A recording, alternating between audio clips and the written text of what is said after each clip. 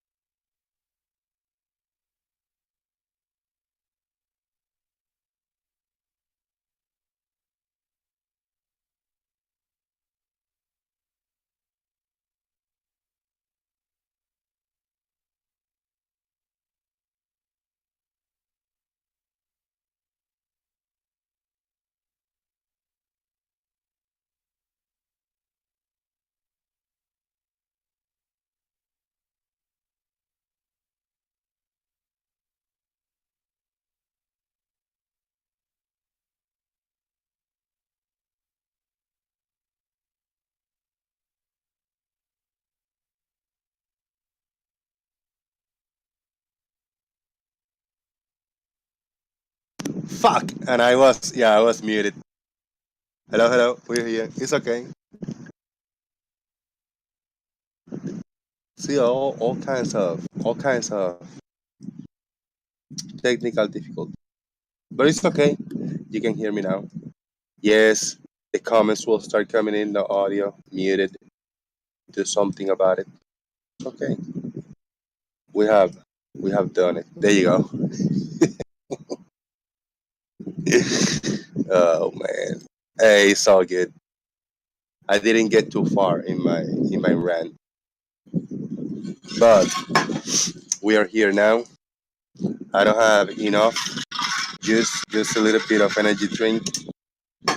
Maybe throughout the show, I'll make like $10 on PayPal, and that $10 can walk me to the gas station so I can buy me a few energy drinks. So if you guys wanna buy me an energy drink, PayPal is the way. Once you hit me up on PayPal and I will get a few guesses in, then I will run to the gas station, buy me a few energy drinks, and then I'll run to Arby's next door and I'll get ice. So I go with Arby's with this container and I clack, and I fill it up with ice. And then I clack and pour my energy drinks in here, keeping cold for hours and hours and hours. Keep myself hydrated. Water is okay if there's no other way. Coffee is just too hot. I don't like it's hot out here. I like something really cold. Then soda, Coke or juice, it will get very too watery. Watery, the ice will melt. And then an energy drink will kind of keep the consistency and flavor. So that's why kind of my chosen. Or just plain good old water. I'm feeling great. I'm still not 100%. I still got a frog on my throat, and there's all kinds of frogs in here. This smart frog, this one right here, it's a different one than others. Merci, merci. Thank you very much. He speaks other languages but English. And then we have all kinds of frogs. See, we got easy now, relax.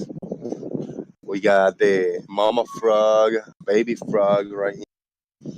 We got lazy-eyed frog right here. He's still hanging in there. And whatever this frog is, he just came in and he took over. He like the majority of it. So Shout out to the squeaky bird. Let's see if we can hear this. Energy drinks suck a little bit. Yeah. Iced coffee with espresso, they say. I've never tried it. I'm not a big fan of actual coffee. Never was a fan of coffee. And I think that the iced coffee is just gonna taste like coffee, but cold. Maybe sweeter, and it's gonna be a flavor, but I just not a fan of coffee. Some people is just a fan of certain drinks, and I'm not too much, you know. You say Marbet, Marbet. We go, we go. Yeah, you go. Yeah, this one jiggles and jiggles, jiggles. Rabbit. Yeah, thank you very much. This is not the testicles of the frog or none of that. This is the legs of baby frog, alright? Just so you know. I don't wanna I don't wanna on I don't wanna unhook him from the mom because he can get lost. So locked. Lazy eye frog, I miss you, man. You were the first. He was the first, the lazy eye frog. So I'm gonna leave it like that just for you guys.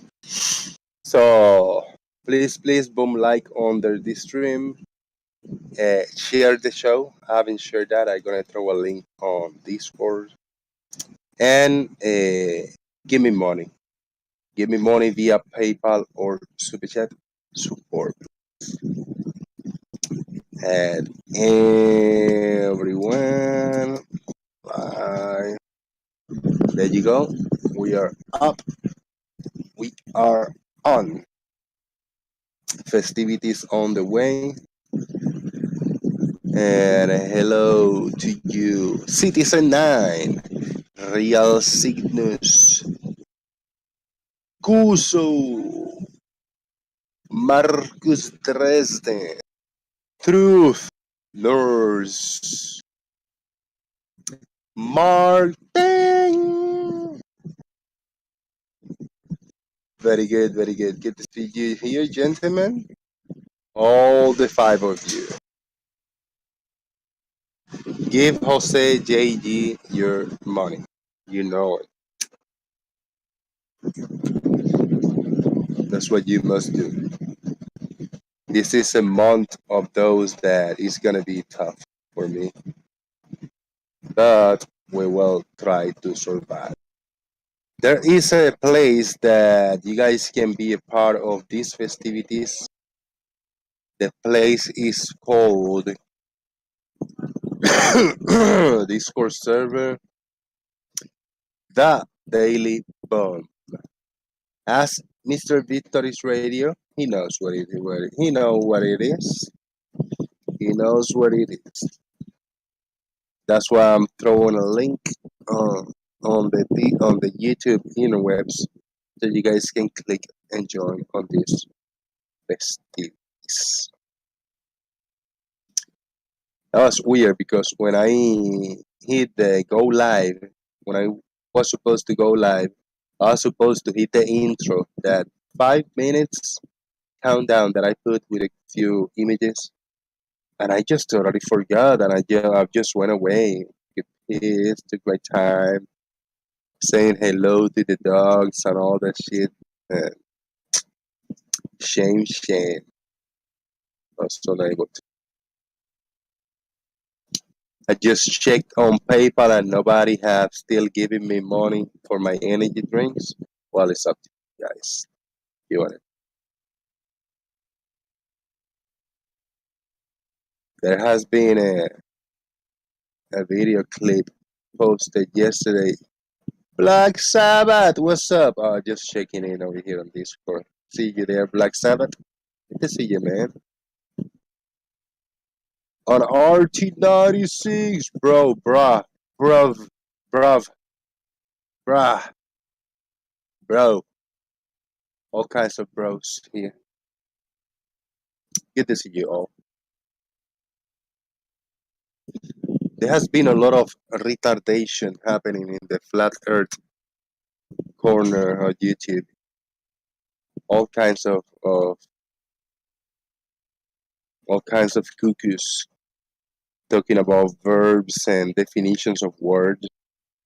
Some people think that a definition of a word or an assignment of a or an assignment of a word in any given phrase or sentence will change reality. Very strange, very strange. All kinds of weirdos surrounding this neighborhood of the interwebs. Chike is not too weird, even though you do argue with weirdos, Chike, right? I guess I am weird for some. I don't know.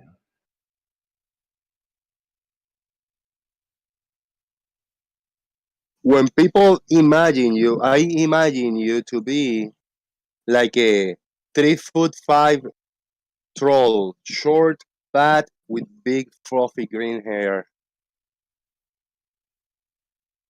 Just looking for flat earthers to pick on. Is that you? It's funny because you're not the first one to tell me you think I'm short. You're not. You're just a normal tall guy. 182 centimeters? Oh no. We don't do that. We don't do those in here. No, no. Uh, But that's like a big number. 182. it's 5'11 plus. Well, yeah, just 6 foot. Rounding it up, you're pretty much 6 foot. An inch, give or take. All right. Yeah, half an inch. About half an inch. Damn. So you're a tall guy. Why do people think you're a short, fat troll? Well, back in the day, I may have been tall, but I see people today, I don't know. They grow high.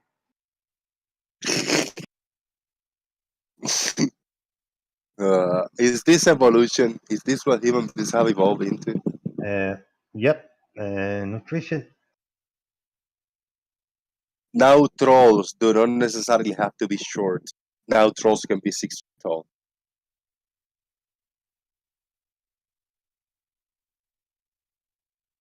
But you're not a troll because you actually ask questions and you have facts. Why why are you called a troll by certain Well, individuals? I don't know. Ask them. Usually, I don't come with facts. I ask questions. Okay. You think it's a better approach to just ask the questions?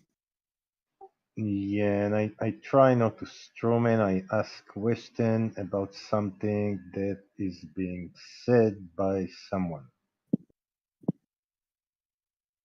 But is your intention for asking to find an actual answer for a truth and or a mechanism or how things work? Is that your intention for asking the question? My intention is to try and understand how other, well, specifically flat earthers, mind work.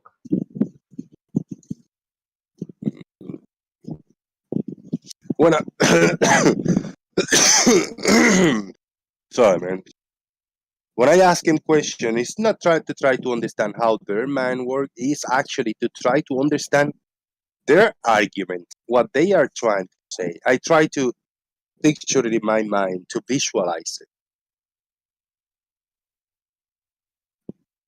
I don't care about how their brain works. I mean, that's a given. If they depends how they answer or not answer the question, depends how defensive they are. That's an easy. Everybody can determine that. These people is just slow on the head, sick.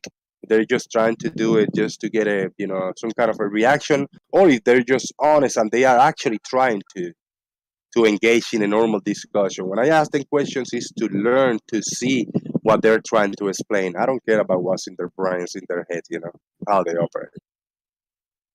No, that's what I mean. I mean, they tell you something, they have a claim, and I want to understand how they reach that claim.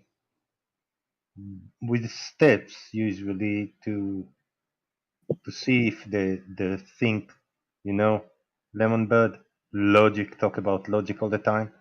I want to see his logic, how he come to conclusions, other than that makes more sense to me. Have you getting into any discussion, conversation, argument with anybody that have actually explained to you well the question that you asked and explained to you in a way that you can visualize it? Well, I can never visualize it because the explanations don't match reality, and I refuse to enter hallucination or la la land.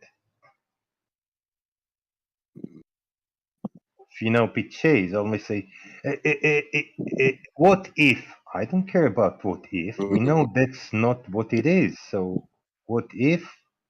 That's a bedtime story. Yeah, but that, you see, that's an individual that I don't even entertain anything. 0%. I entertain 0% of that individual because he's mentally just wrong, unstable. He just have anything to give to the to everybody else. He doesn't have anything valid that I can take of any single word that he said. So that's an individual that is out of the equation. Like the others have anything to offer. A lot of people do, but at least a person like Piche, he's just mentally, just too mentally unstable. He doesn't have anything factual about what he say. Others can. Lemonbird have a lot to offer. Even Brian Leake and the other guys there, even Gary Webenga, they have something to offer. But a person like Piche, so mentally disturbed, and I mean, a person that talk about drinking pee and eating shit and just randomly saying just random stuff, mashing up shit together that makes no sense. I have no time for people like that. I saw a video of Brian Licky yesterday, and he made no sense. Brian Leake is a genius. I It think was he is. something about the angles to Polaris, and finally he said something about some formula which I did not understand at all. Maybe he'll come and explain this to us. Maybe, but when you put an individual like Brian Leakey, he can be walking in his whatever shed, garage, in his tools, and he can grab. All right, I got a gas container here. Let's just pop it up and I want to grab this and cut it. I'm gonna throw this piece in the microwave and see it spark. And if I throw this little piece of fire, it's gonna explode. He has something to offer. He has something to give. Is it random shit? Yes, but he has something to offer. Person like Brian Leake, he does.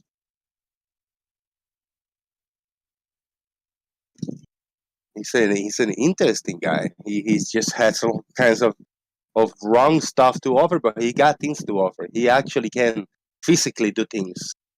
A person like DJ, he's just so he's just gone. He's just not. I mean, I can barely consider him a functioning human being in society.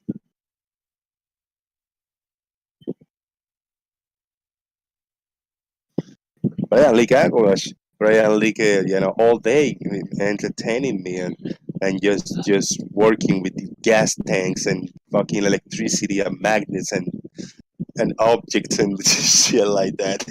Fucking hey, yeah. What's up, Earth is alive? Hey, what's going on, Jose? All How's it is going? good. All is good. All is good. Do you think? Do you give me? Do you give me that? Do you give me that point? Do you think I have a? Do you think that's a valid point? Brian Leake can give something versus a person like Pichet, he just doesn't give anything. Yeah, I'll give Brian that. I think Brian he tries.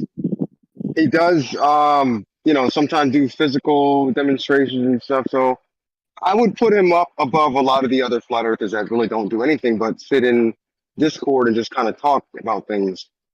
So I'd put him up there above a lot of the other flat earthers. Yeah, he might be wrong about things, but Yeah, he at least tries. true that, true that. Shout out to Nestle Wipes. Hey, real quick, I don't have a lot of time, but I wanted to go over this stuff, this meme that I found in Geos that Wixit posted. If you're able to look in this in Daily Boom and pull it up real quick. That you just posted, yeah, I can share Yeah, yeah, screen. yeah. Yeah, I'll share it. Let me know when it's up. It should be up on screen in the next 5 seconds. You can take the floor. So I wanna just talk about the blatant dishonesty of this meme. Right. The only thing that's right in this meme are is the distance between the two mountains. But that 25,000. Wait, hold on 1 second. 25,000 feet of missing curvature. I have no idea where they got that from. Right. I saw this posted by Witsit, and I wanted to. I don't know if he was in there, but I wanted to like kind of call him on it real quick. But I don't really have the time to go in there, and I don't think he's in there right now. But so 25,000 feet of missing curvature. On face value, they'd be like, "Oh shit, really? Holy crap! 25,000 feet of missing curvature. How was that?" Well, for one, this meme is missing a lot of information. It's missing the height of Mount Rainier, and it's missing the height of Mount Brunswick. So Mount Rainier is about what 14,000 feet, something like give or take. And Mount Brunswick, I looked it up, is about 5,800 feet. So when you put that into the curve calculator with no refraction, you're only missing. Let me see if I can post it. I put a screenshot of it. Hold on. Jesus Christ. Post this real quick. Yeah, okay. So that's in the Discord too. So when you look at you use a curve calculator with no refraction, you're only missing about 6,400 feet of the mountain. But Mount Rainier from that other mountain, it's still 14,000 feet. So you're only missing about what, maybe less than half.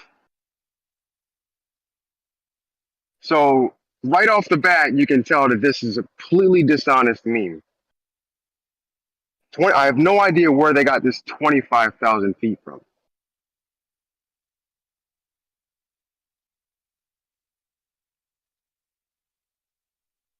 Yeah, where would they get this? That 25,000. No idea. This is just a demonstration of how dishonest you have to be in order to push flat Earth sometimes. Well, the geometric drop is 20 about 25,000 feet, 24,800 something. The drop, well, if you're saying about the drop, but we're talking about the hidden height. Right, but you're dealing with flat earthers, which can sometimes confuse or be mistake between drop and hidden.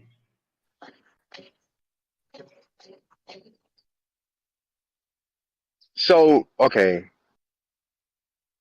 the horizontal drop, right? If let's say if I had a theodolite on the top of that 5,000 foot mountain, would that be 25,000 feet from that horizontal point? Is that what they're trying to say?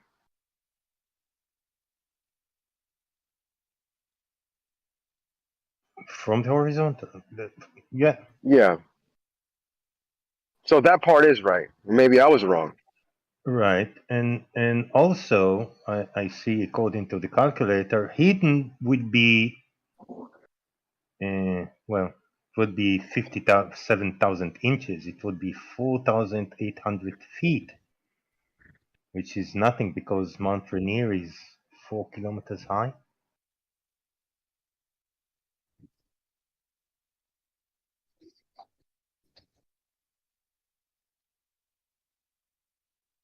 I am illiterate in this. When it says, I'm just trying to understand this, right? 5 miles of curvature. We're just saying, right? And we got 192 miles in between. I'm at a height of 5,000. Let me see, the exact number was 5,866 feet. So our horizontal line from eye level from the top of that mountain to Mount Rainier, you telling me that you went out horizontally, it'd be 25,000 feet from that horizontal point down to the ground?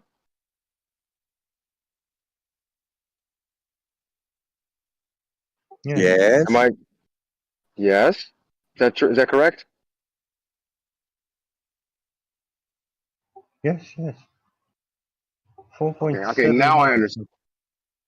Okay. So now I understand. So they're not accounting for they're not accounting for the drop.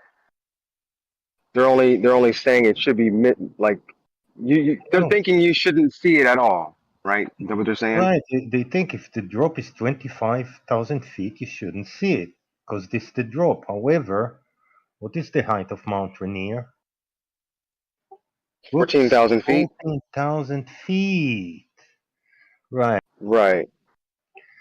And you stand on 5,000 feet, and the hidden would be only about 5,000 feet, which leaves another 10,000 for you to see. Right. Right. Okay. That makes sense. So that's where they got the 25,000 feet from, but they're just not accounting for the drop. So either way, it's kind of still misleading.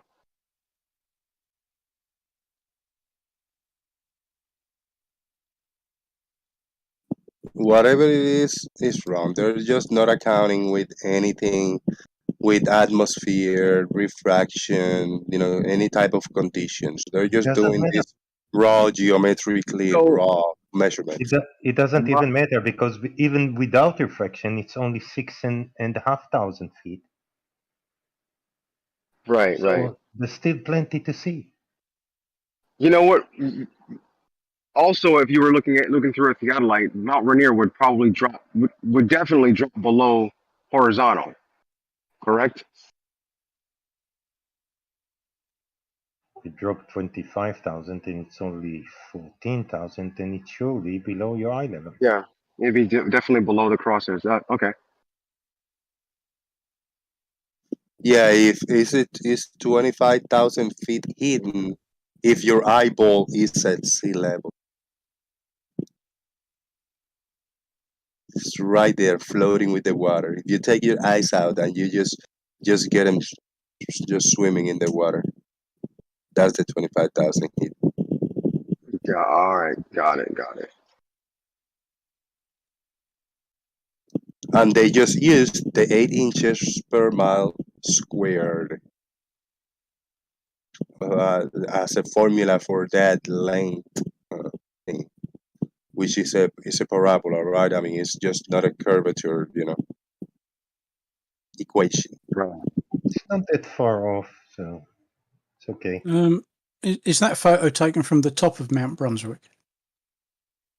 It just says from Mount Brunswick. They don't tell you where from where. I just went and found the height of Mount Brunswick. Yeah, because it looks, yeah, that point of view looks fairly high up. I mean, that's not down at ground level. So if you were to assume, and I know you shouldn't do that, if you just assume he's at the top of Mount Brunswick, then if you forget refraction, there's a geometric hidden height of 6,000. Careful now, 667 feet. Uh-oh. Yeah. It's a shame there's a 7 on the end. But as Mount Rainier is 14,500 feet high, then hey, gee whiz. If there was no refraction, you could still see a fair chunk of it. And because, of course, we have an atmosphere and we have refraction, it's nowhere near that. The refracted hidden is 4,888 feet. Let's assume that there is an atmosphere on Earth. Let's assume that there is Yes, I refraction on think. Earth. Yes, I think we can assume there's an atmosphere because hey, I'm breathing. Oh, there's an atmosphere. Yes, it's okay. We can assume. They assume every single day. They assume that the Earth is flat and deny reality. So we can assume Yes. things that actually happen in reality. Yes. So I mean, let's be generous here, and let's say the viewer height. He's not at the peak. He's at 5,000 feet, looking at a mountain 14,500 feet high. That's 193.8 miles. The refracted hidden is 1.09 miles, 5,745 feet. So there's still 8.5 to 9,000 feet of Mount Rainier visible. And again, I guess they're assuming that they're seeing the entire mountain. Yes, which of course you're clearly not. Those are their assumptions, yeah, not based on any feasible data, measurable data, or reality. They just assume things. Yes. Well, because they've come to the conclusion first. Now they have to make everything fit that conclusion. I mean, as But memes go, that is a pretty silly one. who are we dealing with here? People from like 24/7 and the flat Earth servers. What else can you expect? Nah, well, no, this is from Geos Oh, with there it you go. posted this. Flat Earth server, yeah. He had posted another meme the other day, and I was like, it was a meme where the sun was behind the Chicago skyline, and he said from 80 miles away we shouldn't see this or something like that. And I was asking him like, for one, okay, this is a meme you downloaded from the internet, right? What's the observer height? Do you have any data to go with this picture? What's the We observer don't. height? What's the actual distance? We don't know. We don't know where this picture was taken from. We have no idea. And then also, how do we know we're seeing all of the buildings? We don't. All you see is kind of a silhouette on the sun of the buildings. And then he went into, or can shadows be refracted? And that's when kind of where it broke down.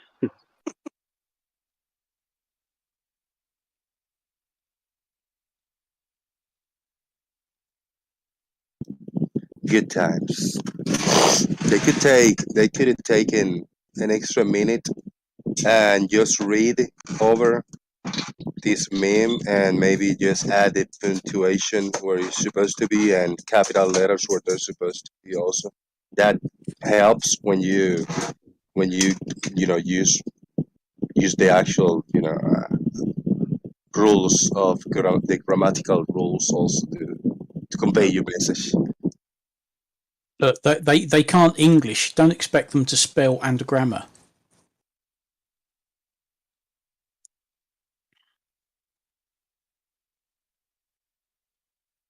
And yes, that was the Spanish guy that English is the second language telling you just didn't use all the punctuations and you used some certain capital letters where were not supposed to be. So just saying. I'm still struggling with the fact that they're trying to tell me that you measure curvature in miles.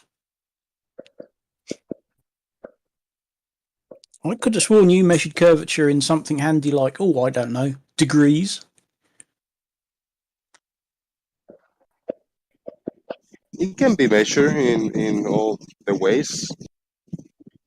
I don't see why it not cannot be measured in miles. What they mean to say is not missing curvature. What they mean to say is drop. I suspect that's what they're getting at. But that's not curvature. Well, but perhaps they think the Sagittarius 25 miles somehow. Oh, the problem is with the statement is perhaps they think. No, they don't. Like I said, in order to know what's going in their head, I need to question them. Yes, but as has been proved here in the last few days, they don't know what's in their head. They don't understand the questions they're asking. Well, And if they don't, well, we don't stand a chance, do we? well, no, they only prove to be dishonest because when I asked Brian how he defines East, he said 90 degrees to north and south. And I asked him if what's his name showed in his model does not match it. He didn't say no. He didn't say yes. He evaded the question because Yeah. he's dishonest. Yes.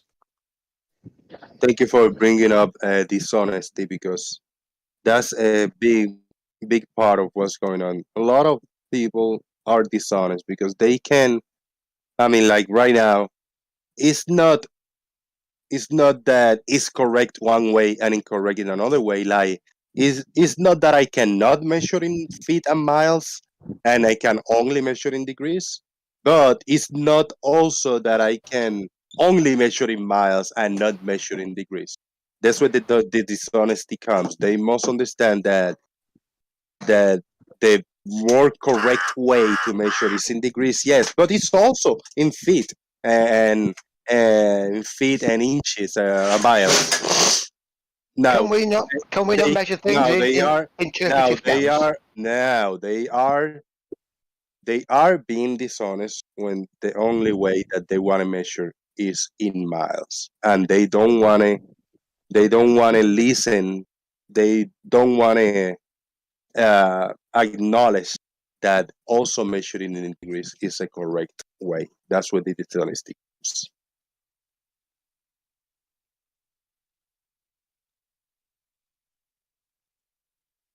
Now you can say whatever you wanted to say, Fred. Oh, Not in top of sorry, I didn't have to.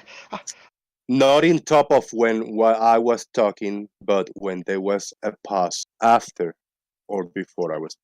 Now you can go ahead. I think that's a good way of measuring things. And now that does deserve a muting. I've gone. Big shout out to Truth Nerds for $2, two euros super chat. Thank you, Truth Nerds. Seeing Mount Rainier from Brunswick converted me. You see, we just converted the Truth Nerds because he's seen Mount Rainier from Brunswick. Shout out to Truth Nerds.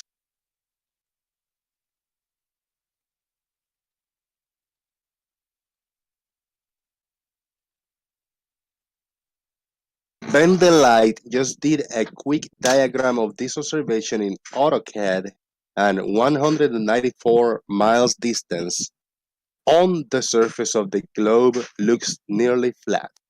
Flurfs think we live on a basketball. Indeed, they do. Yes, because they can't scale. They can't picture how big the Earth is compared to, oh, I don't know, us.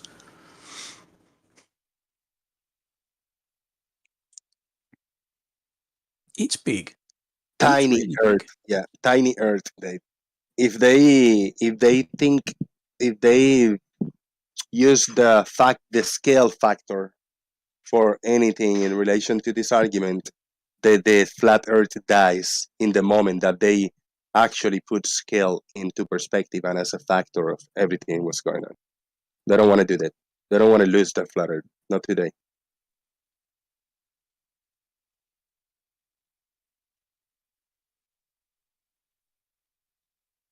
Don't take away their safety blanket. Yes. They like their blankie.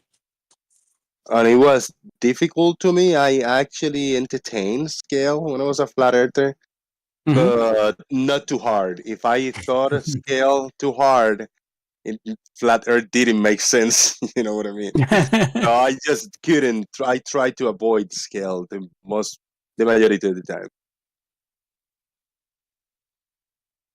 Yeah, they have issues with scale, big numbers, distances. I mean, you look up in the night sky and you look at the moon, you think that's not far away. Well, it take the Apollo astronauts 2 or 3 days to get there, and they weren't exactly chugging along at 40 mile an hour either. And that's our bloody doorstep. Big distances, can't picture them. The size of the Earth, they can't picture it. then you see him having all these weird little sketches showing a plane. Oh, this plane's up the right way up, but this plane in Australia is upside down. And like, if it was to scale, the aircraft would be several hundred miles long. Yes, indeed. Which is why you never see to scale drawings of the solar system, because you'd see the sun and bugger all else.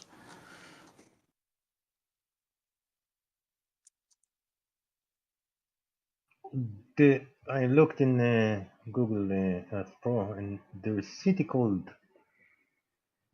Bellevue, Seattle. Yeah, and I don't see it in this picture. Where is it? Oh no! Has it been swallowed up in some gargantuan earthquake? I heard that people in Seattle are weirdos. Well, of course they are. I mean, it's Seattle, you know.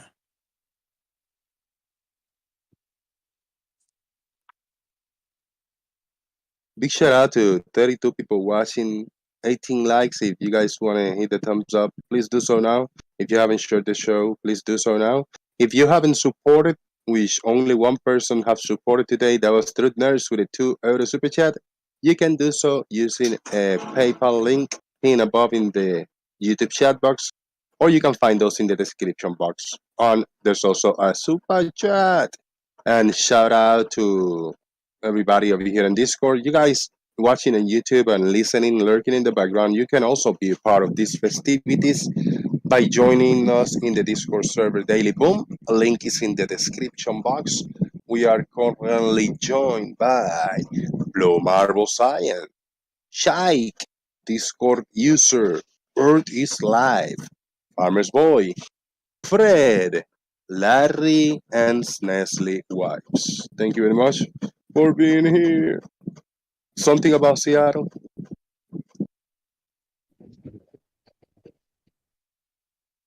Yeah, I missed what you guys are talking about with Bellevue, Seattle. Seattle in general. The line of sight is crossing Seattle, and I don't see it in the image. I got the original image up on screen right here. It's not Without, without any big bold letters. Yes, you can see the observer is really quite Oh, some height up, isn't he? are those clouds? Yes, there'll be clouds. Okay.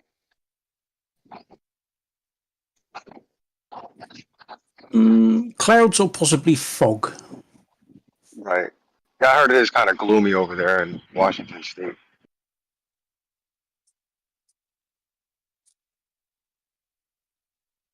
You said fuck. So no reason why we shouldn't see this mountain, or at least the top of it. Well, more than just the top of it. You're seeing quite a chunk of it, and that is exactly what our model says. And you crunch the numbers, and they match what you see in the photo. But it would most definitely drop below a horizontal line from this observer point.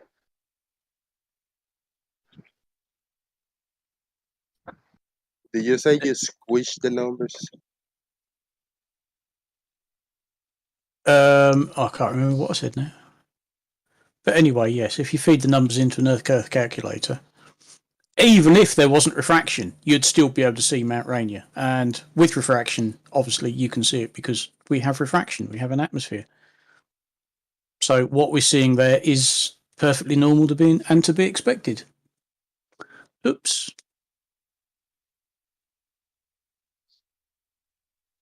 Sorry. There's I'll post the original link to this image. I don't know what type of information is there, because what is the elevation of the observer? I don't know none of that stuff. This Yeah. might I mean, we be could just, the original. if they said Mount Brunswick, I guess we could just assume they're at the top of Mount Brunswick. Yeah, click on the link. The link is where the image comes from.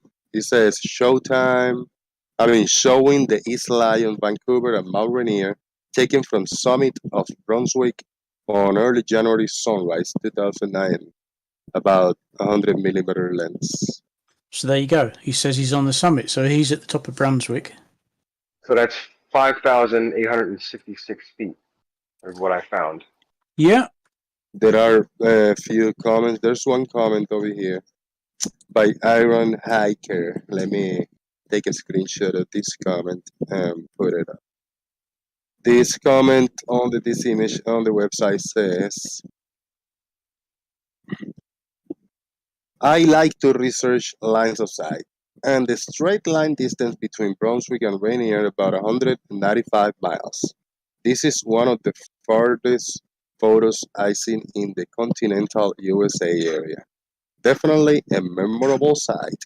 It also seems that based on my research from hey, what's that Cam Rainier can also be seen from Garibaldi and some other mountains well over 200 miles away. Let's get some pics of it from them, shall we? That was Iron Hike.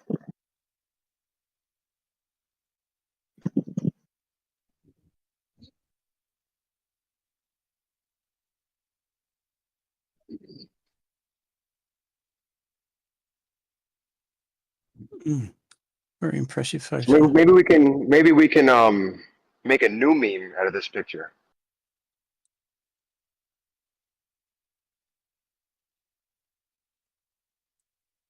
Yeah, And flatters. Marcus Dresden. Flatters are dumb as fuck. That's the meme from Marcus Dresden. He's not wrong. make a new meme and have actually have all the data. Yeah.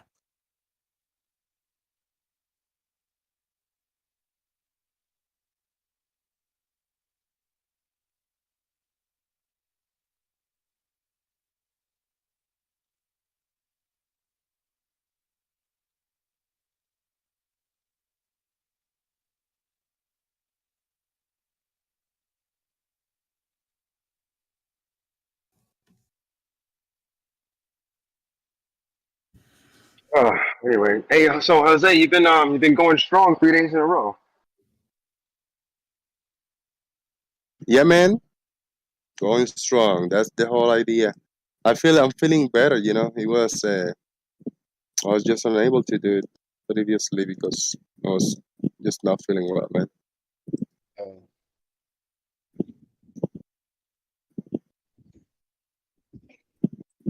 Alright, let's see if we can make a new meme out of this. I'm on it. Oh right, so now I've got me bearings. Down in all of that fog. Yeah, you've got Vancouver. Uh-oh. So here's the other one that I was talking about with the sun behind Chicago or Michigan. Sorry, is that Oh yeah, yeah. Chicago?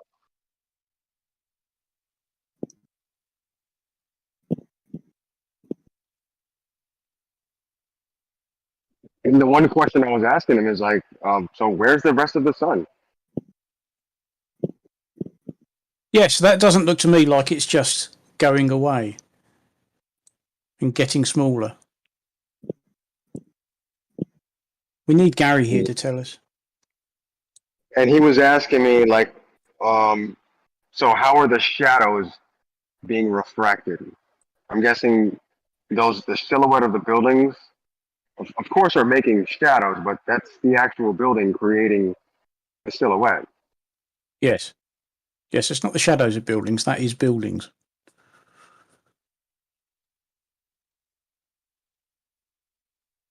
Let's get sure.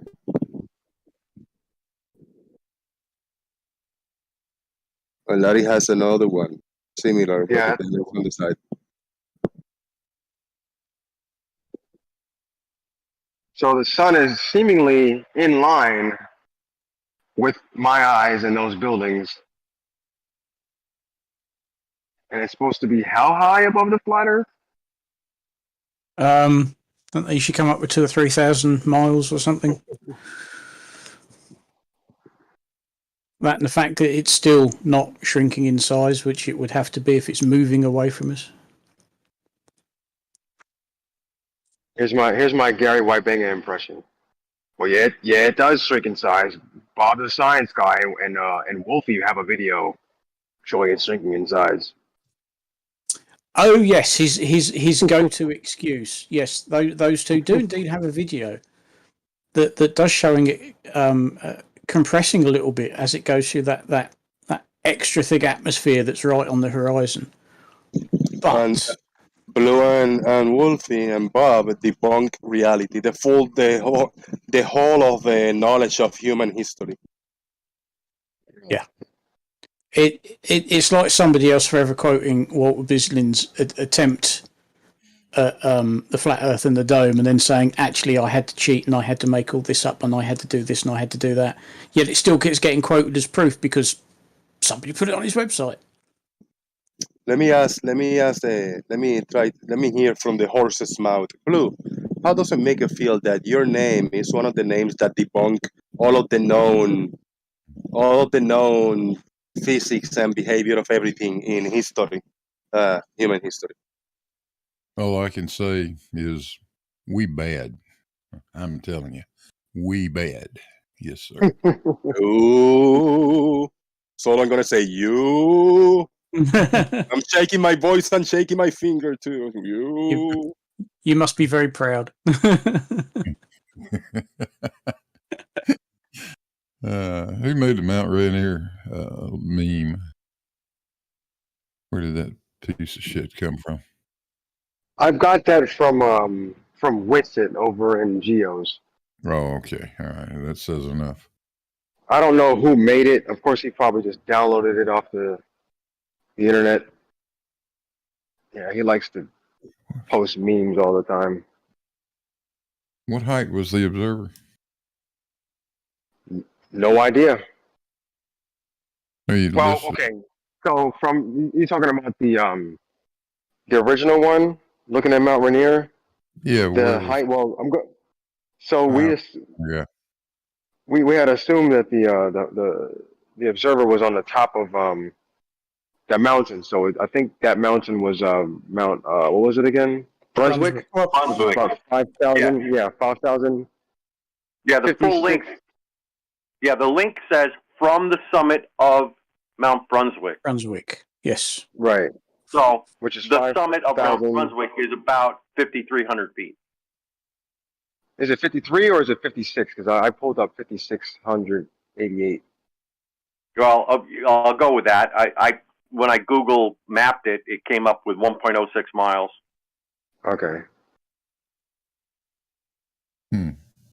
Yeah, close enough. A mile and change. So yeah, that photograph makes complete geometric sense with the elevation of the observer and no measurement of the angle he's measuring off horizon. Yeah, this 5 feet of curvature is from your local horizontal, which they just will not address from a second. Yeah, I was confused. Go ahead, Blue. Sorry.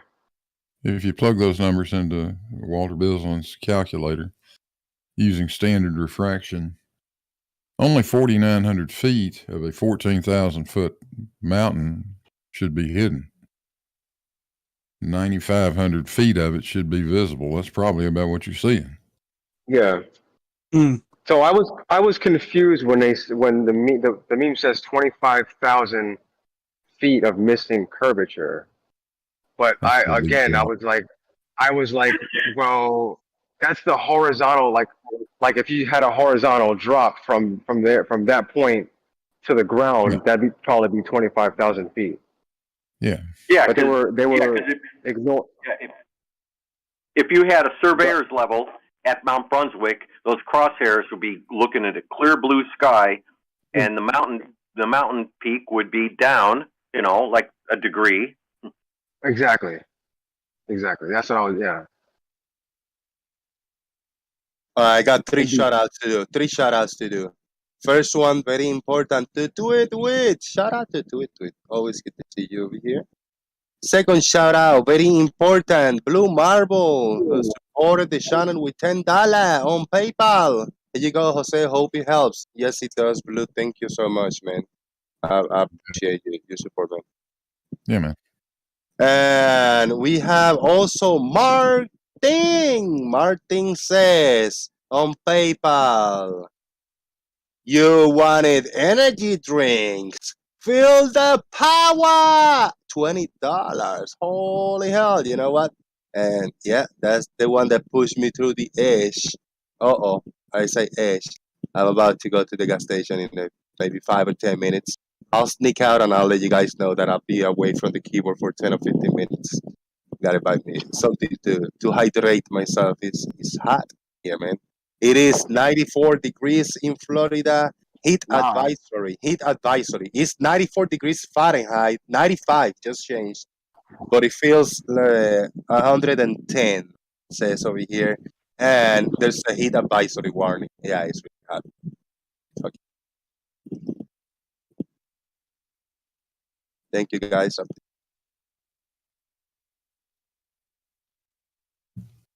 Is the Earth flat yet? Tweet is asking.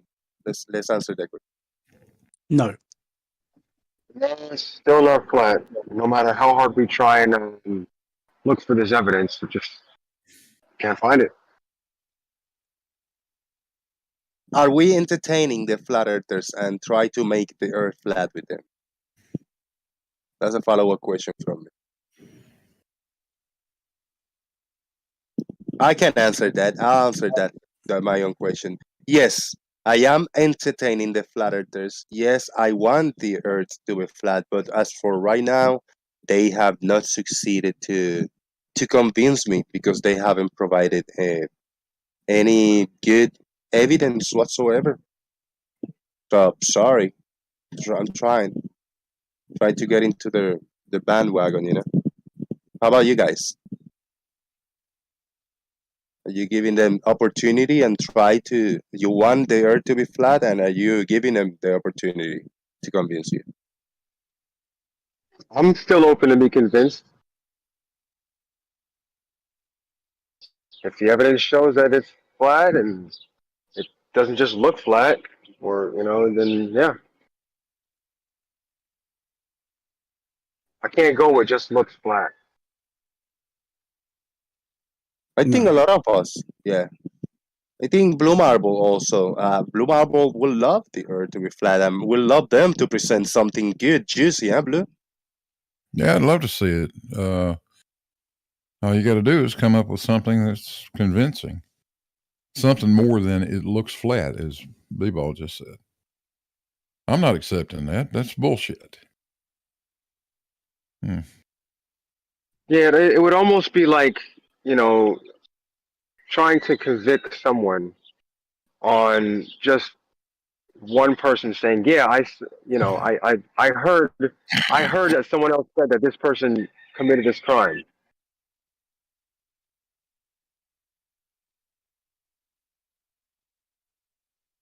Yeah, man.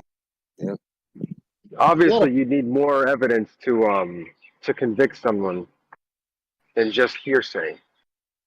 And I think one more person. The Stingray is here, and the Stingray will love the Earth to be flat. The Stinger will love to actually find something, a good piece of evidence or proof or something that give him some substance that you can bring to the scientific community somehow. You actually have Paul.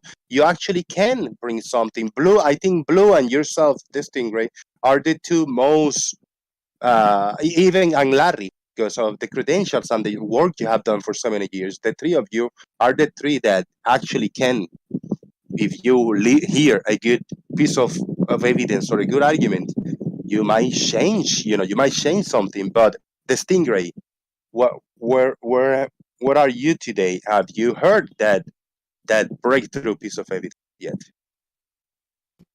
No, but I hate the assumption that flat earthers believe that any of us sane people would just deny the earth being flat and would hate it. I can't speak for anybody else on the panel, but I would absolutely love that. Why? Because it turns absolutely everything we know around, and it creates a world of possibilities of what could be in a much nicer sense than they actually are. And it would just create a new paradigm. Now, unfortunately, no. The answer is no, even though I'd love to. No. Even though I want to believe in the flat earth. No. I have never seen anything to convince me that the earth is flat. And when I say convince, any bit of evidence that's positive, not I don't understand the globe, I don't understand the model, I don't understand fucking line of sight like Brian. None of that shit. Show me something that only can be on a flat earth and not explained on a sphere with current sensible science that is potentially, I would say, preteen, easy to understand. But no is the short answer.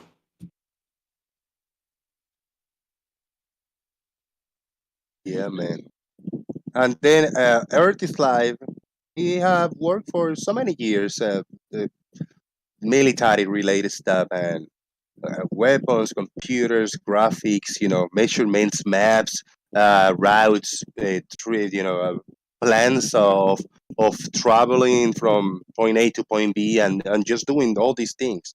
Uh, uh, uh, that would change a lot, right? What you're doing, that's for today, as work related people, if it wasn't what we know it is, right? Yeah, absolutely. Things would I would question, literally question everything. Like, really, all this time, all these things that match the globe are actually either fake or wrong, or everyone else is getting it wrong, or something. That will be really interesting. I'd love to find out how things that we see in reality that show the Earth to be a globe is actually being projected on from a flat Earth. That would be very, very interesting.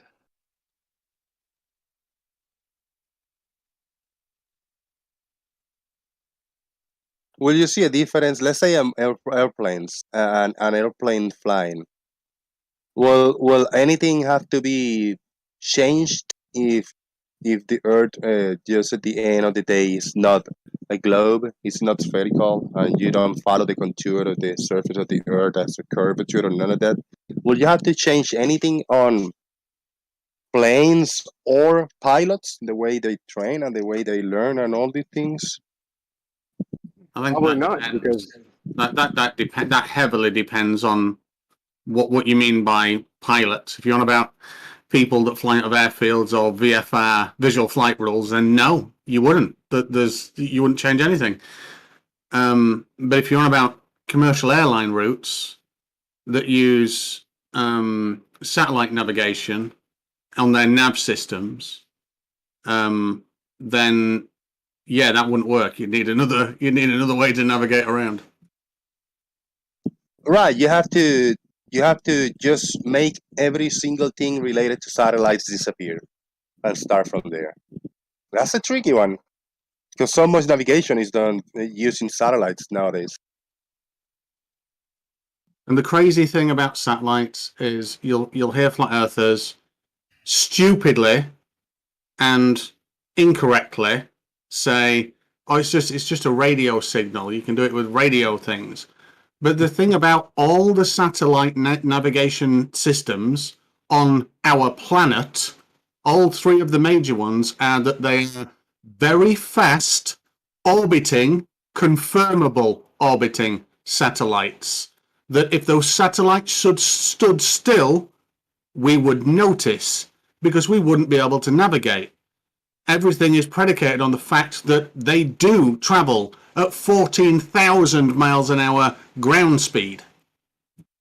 Actually, I think it's 14,000 kilometers. I forget, but it's one of them.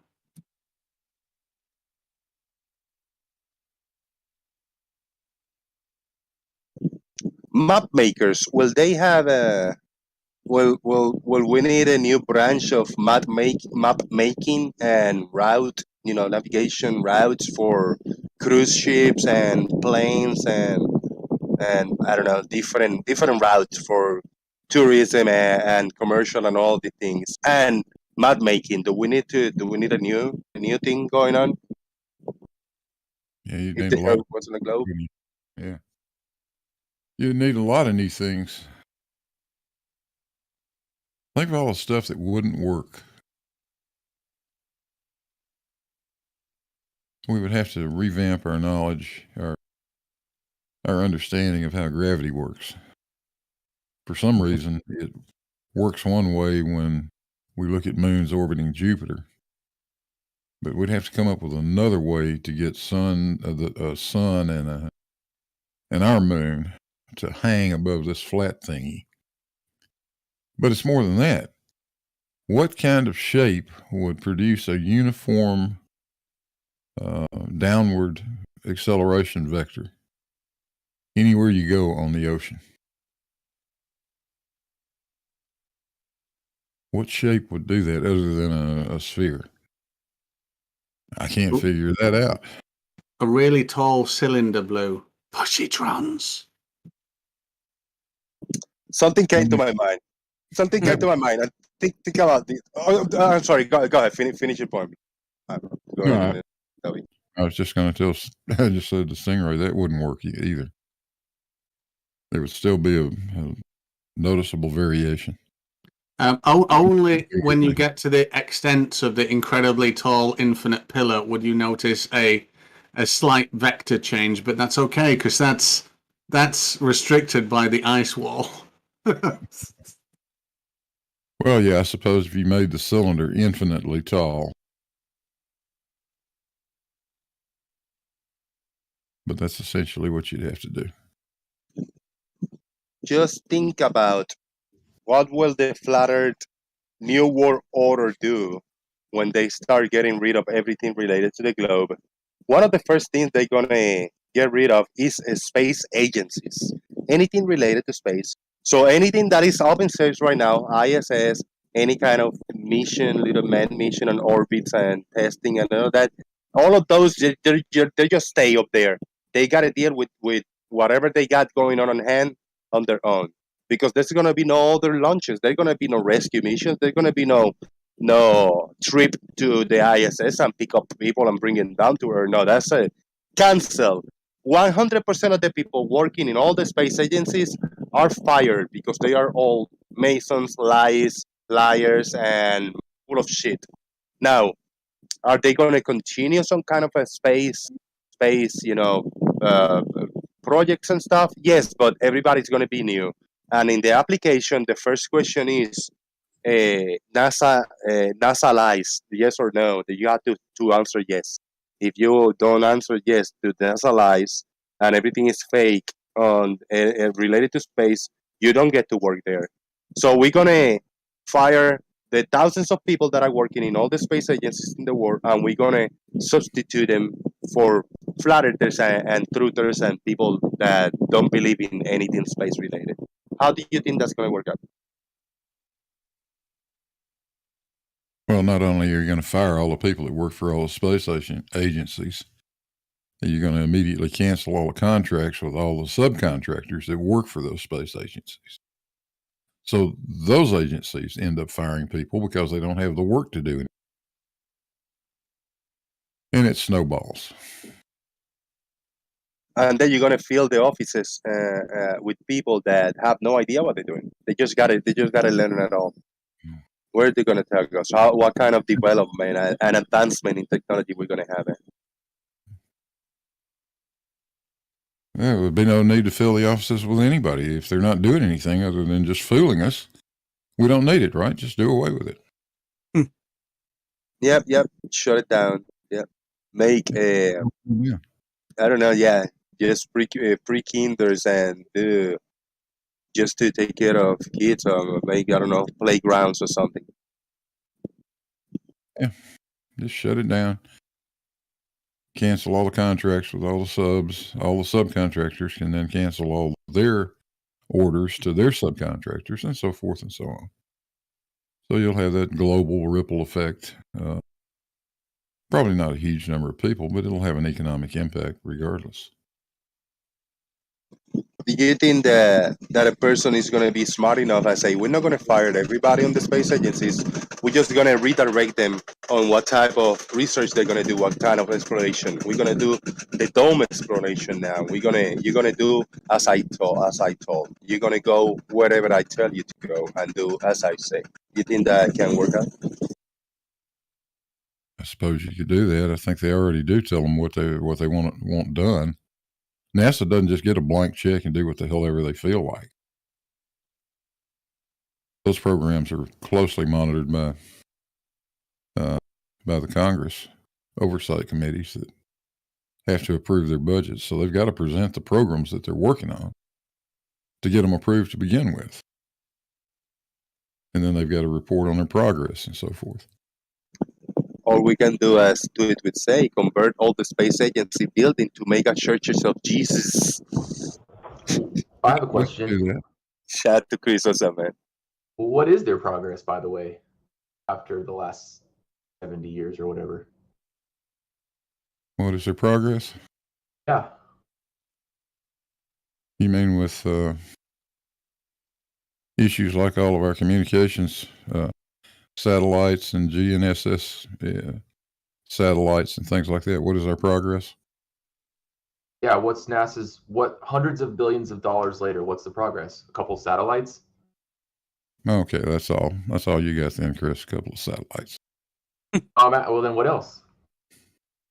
How about 99% of communications? What we are doing today, That's what not we're doing true. today.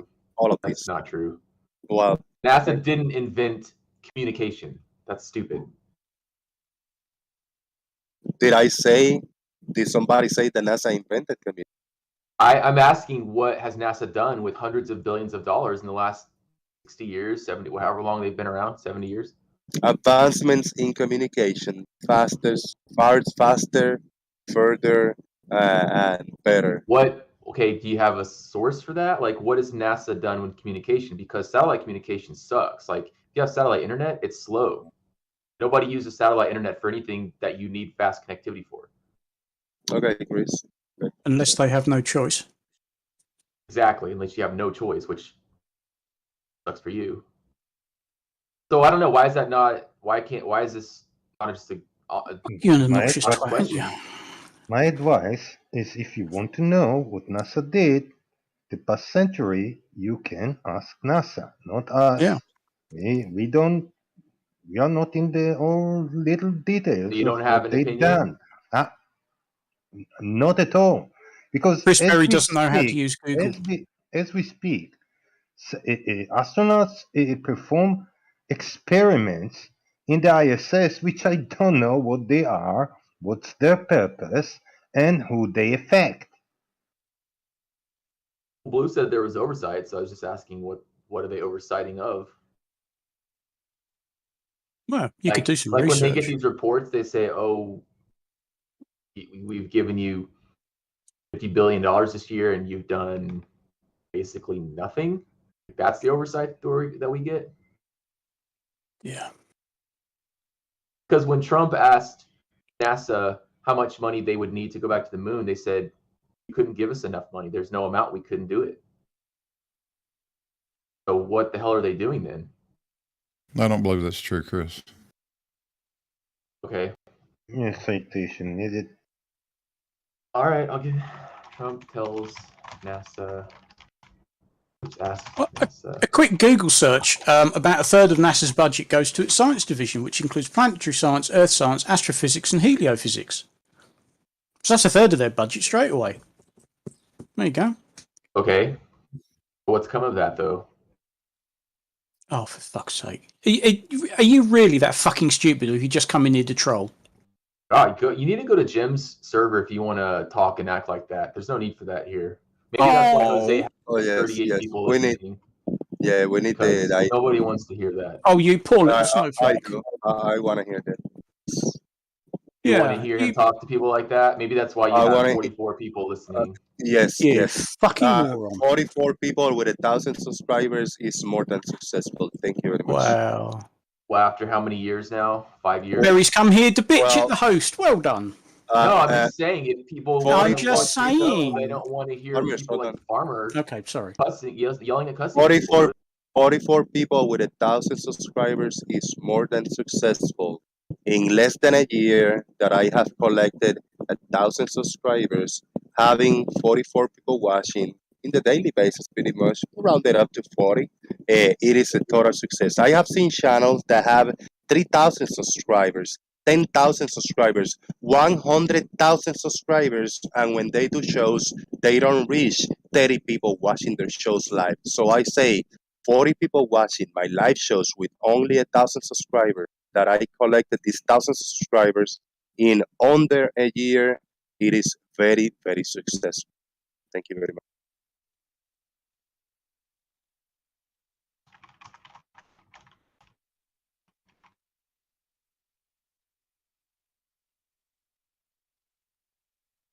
Next, you're gonna keep whining. What? You got a point.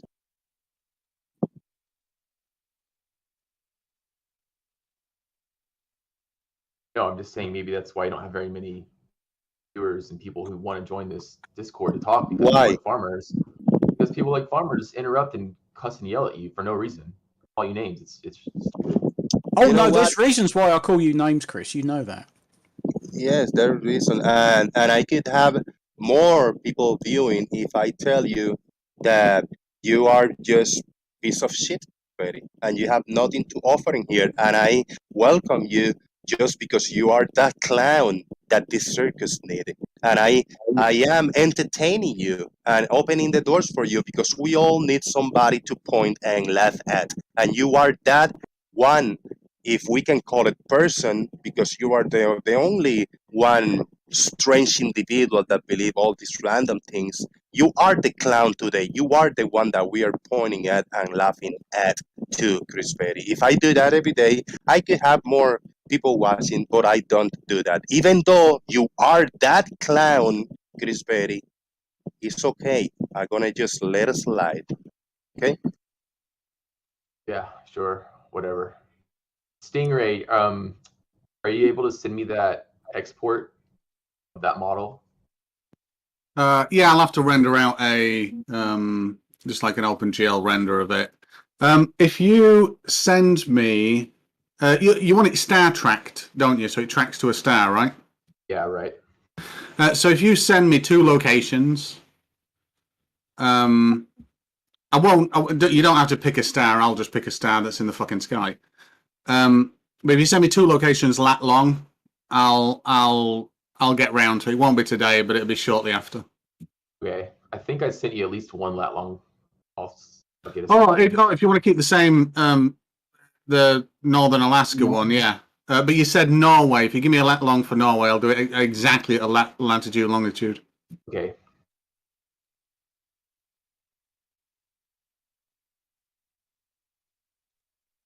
I'll be back in maybe 5 or 10 minutes. I'm gonna go across the street, gas station, and then next door to get some ice. So I'll be back in a little bit. The floor is all yours.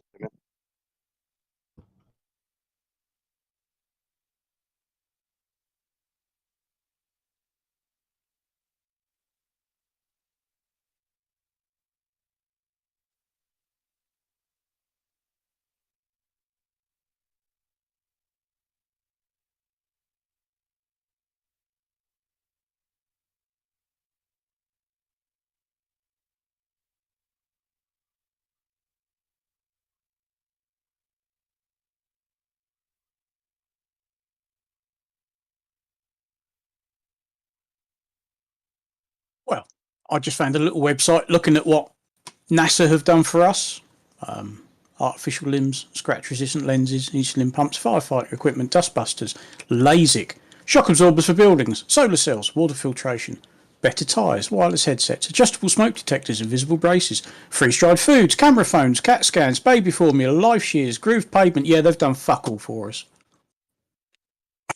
I think you're missing out. Nothing, I think you're missing out their aerospace division as well, which in aeronautics has done almost every advancement in modern airlines comes from NASA.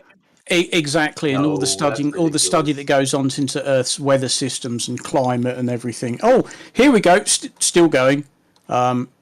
Air purifiers, memory foam, workout machines, home insulation, infrared ear thermometers, ice-resistant airplanes, portable computers, LEDs, the computer mouse. You know, they've done fuck all for us. Yeah. But they never gave us Velcro. No, they didn't give us Velcro. They Velcro, just said no, and they are guilty. I demand that they give us Velcro.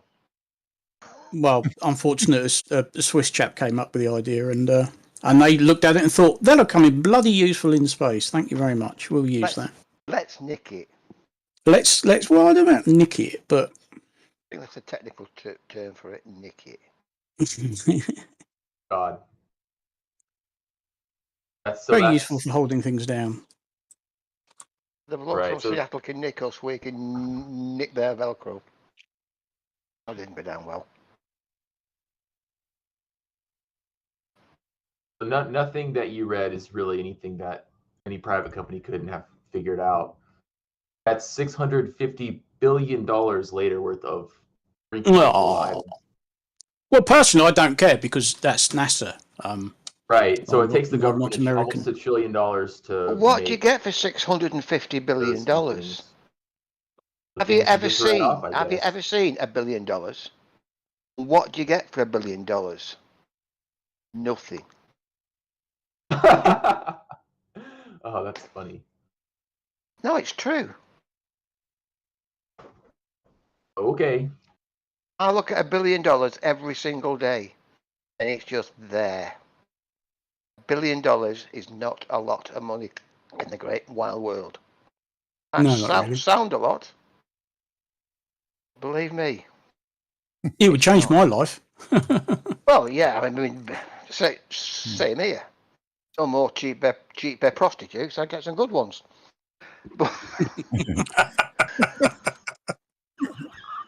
No. What, as opposed to the usual shite you can afford? Yeah. 35 quid is. Yeah. Here's an interesting statistic. For 2021, Amazon's revenue was $469 billion. I believe that. Hey, so $1 billion is absolutely, in the great scheme of things, it's absolutely nothing. And I was a lad, you could get a Kentucky Fried Chicken and chips for 60 pence. It is now £6. Yep. My first gallon of petrol was 5 shillings and sixpence, which is quarter of an English pound. It is now £8. It's not a lot of money. Our electric bill at my plant on the Christmas shutdown was £113,000 on the Christmas shutdown for a week. And that is where you get the telephone numbers fucking from. But we're earning 25, 30, 40 grand a year. I don't know what the upset is over NASA's budget anyway, because it pales into insignificance compared to the Department of Defense. Yeah, good, isn't it? Yeah, you're wasting all this money every year on NASA. Oh, really? It's pocket change compared to what the Department of Defense gets every year. What was it this last year? $750 billion or something? What's NASA's budget? 65 million a day. What was it? Just something like $25 billion for the year? So here's an interesting thing. Americans spend at least, and this is not, I don't think this includes mainstream movies. This is like daily TV, cable, subscription services. Over 5 times that amount on entertainment. Yep. Have to get these things in proportion. You're making great arguments for government overspending, for sure. Oh yeah, nobody denies that, Chris. Not one person here. It's just the cost of things. $1 billion, $1 million in the great scheme of things isn't a lot of money. It might sound it, but Well, when you work at somewhere that's a real, spend that in a day. Well, actually, to put that in perspective, Chris, here you go. I think so. It wasn't actually part of my job either, but I did what you call a BIM evaluation on a company called Galliford Try. They were doing a stretch of smart motorway that was only the portion that they were working on while I was there was only like 20 odd miles. It certainly wasn't 30 miles, put it that way. And I think that was 6 or 7 billion that they were spending on it. Yeah. That sound a lot of money, but it's not.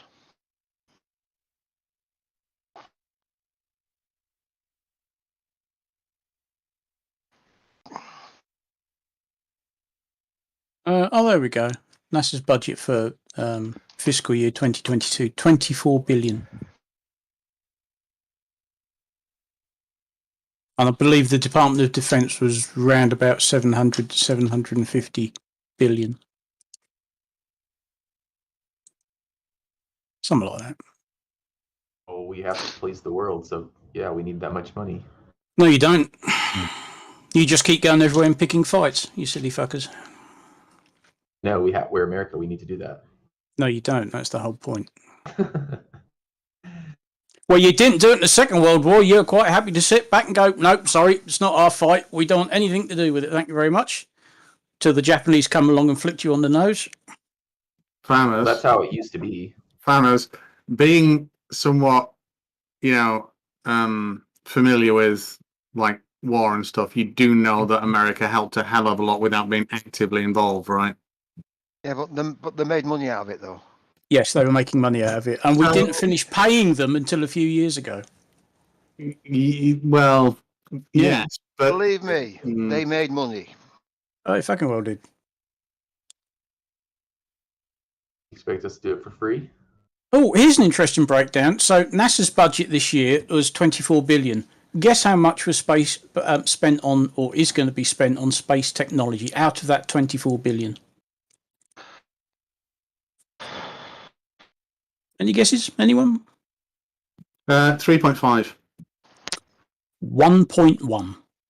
Space technology is 1.1. Space operations is 4. Human exploration 6.8. Wait a minute. I thought you meant like the right, second one, so 4. I was very close then. Yeah. Science 7.6 billion. Aeronautics 0.9 billion. And any deficit in that will be facilities management, wages, that sort of boring old thing.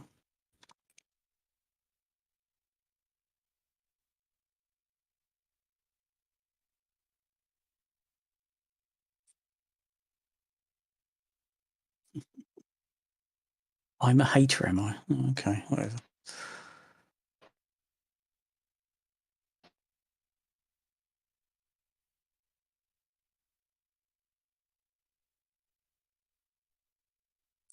Let's see what the DoD budget is.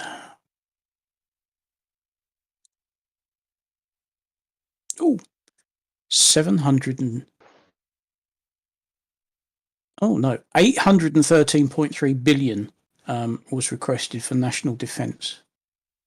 773 billion, which is for the Department of Defence. That's a lot of money. So in 1 year. I tell you, we had our dear leader in last week. Now, was that Fred talking to us, or was he hot micing? Our dear leader. Yeah. I don't know. No, I don't. And that's the most they've ever gotten, so it just keeps increasing every year. They keep giving them wasted dollars. They could use that money to like help homeless people or single mothers. All sorts of stuff that would be better than faking space. But they're not faking it, you idiot. They might as well be. What have they done? Oh, they might as well be. So now Yeah. you're saying actually space isn't fake, but they No, I'm might as saying well be even faking if it. it's not, what have they done? What are they doing with that money? Well, that's right, Chris. They've done nothing at all. Yeah, you're absolutely right. They haven't. Absolutely. What's that? What's Elon Musk SpaceX? In what, like, years they've done more, as much or more than NASA's done in 50 years? Yeah, whatever. That's because they've used the technology of NASA. Oh, okay. NASA's done all the donkey work. They're only doing what NASA was doing 50 years ago. NASA doesn't have one of those rockets that like Progressed, goes up have and they? then comes back down. It's not gone to anywhere else. They're only in low Earth orbit. What they're doing in 1965. SpaceX doesn't have the ISS. No, it's all the cheap stuff that they can make money from. SpaceX hasn't sent probes to the ISS. planets and beyond. You know, The world has gotten so much from the ISS. Here's a question though, Chris. Why don't you guys complain about SpaceX more? Because if you read into the documentation of SpaceX and see how much government funding, so government funding that's moved away from NASA and given to SpaceX, and then decide whether you think SpaceX is a positive influence, because the subsidies that they've got, plus what they charge your government to do the same thing as NASA, does not come out considerably cheaper than what Mr. Musk would have you believe. Well, yeah, of course they're getting some subsidies, but even if you believe all this is real, or I'll just grant you that what they're doing is real. They've done way more with way less than NASA has. No, but that's what I'm saying. I think if you look at the figures, so there's a guy on YouTube called Thunderfoot, who's brilliant.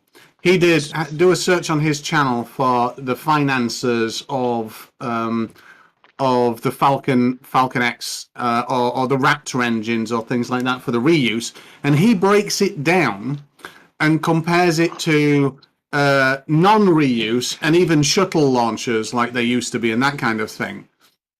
When you add in the government grants and subsidies, it's like 2% cheaper.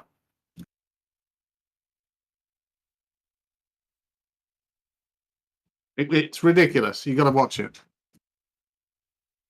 And by the way, I've got one of his cars, and I love my car, but he's a charlatan. He really is.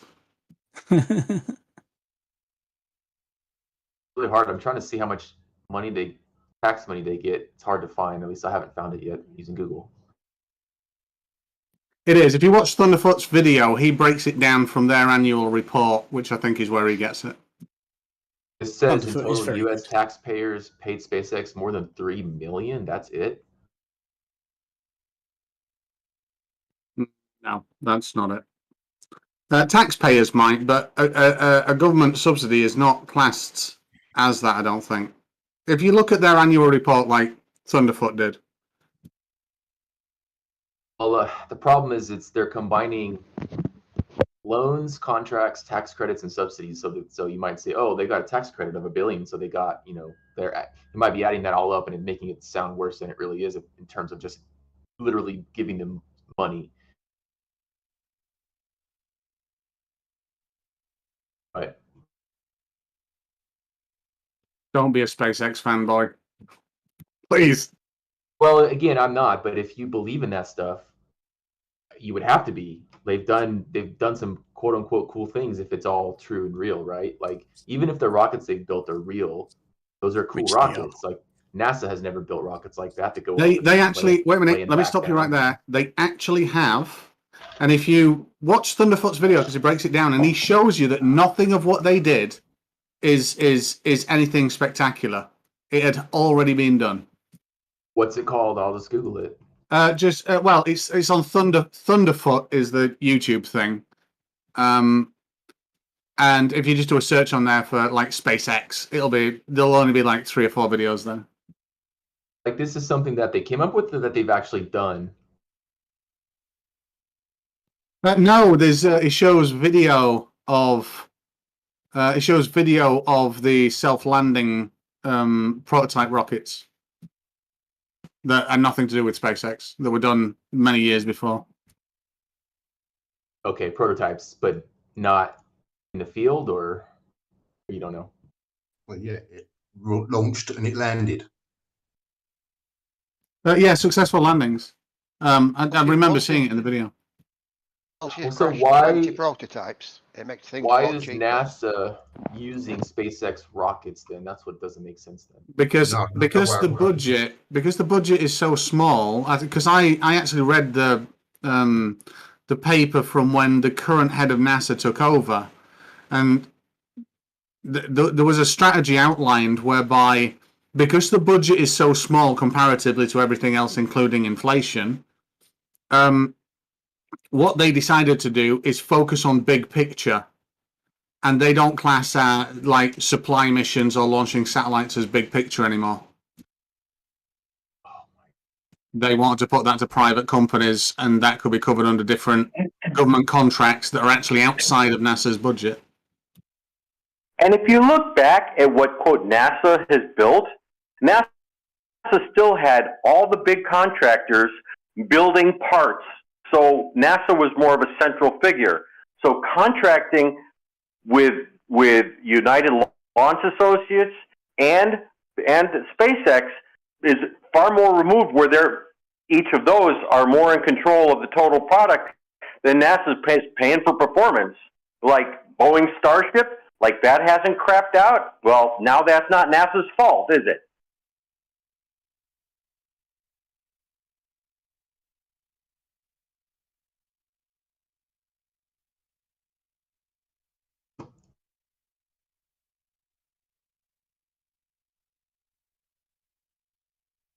Yeah, Tesla's landing and reusability, that was a big step. And that was before they contracted with NASA. SpaceX? They developed the reusability on their own. And NASA said that they would not human certify reusable. They had to use new launch vehicles for the manned missions to the ISS. So the capsule had to be new and the booster had to be new. And then after a bunch of times, NASA goes, well, I guess we can reuse them. And there you go. He had to demonstrate the reusable has as good or higher reliability than single use. So Larry, you think SpaceX is doing a good job, or you like them? SpaceX is doing a pretty good job. Now that's not really a commentary on Musk. It's his team, but Musk isn't at the drawing board. Musk is just the guy at the front of the podium going, directing avenues or directions they should take, but it's a team effort. It's not Musk doing all of the heavy lifting. Well, we haven't talked about Musk at all, so I don't know why you're bringing him up, but yeah, Musk is not a good person, by the way. Why not? All right, yeah, SpaceX is doing a good job. SpaceX is doing a good job. They just put up 4,000 other communication satellites.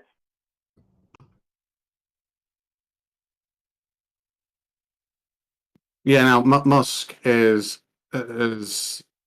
well, if it is overly aggressive, it fires people just on a whim, even though it might not even, the context of what he's doing, it might not even be their fault.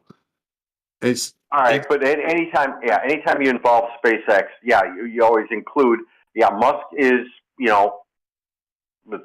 very high in the SpaceX. It's kind of his creation. All right. It's only the face.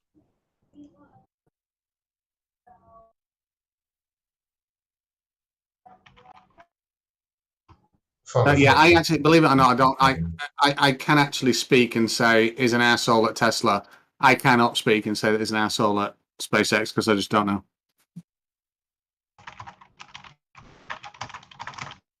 But definitely watch Thunderfoot because he changed my mind on Musk completely.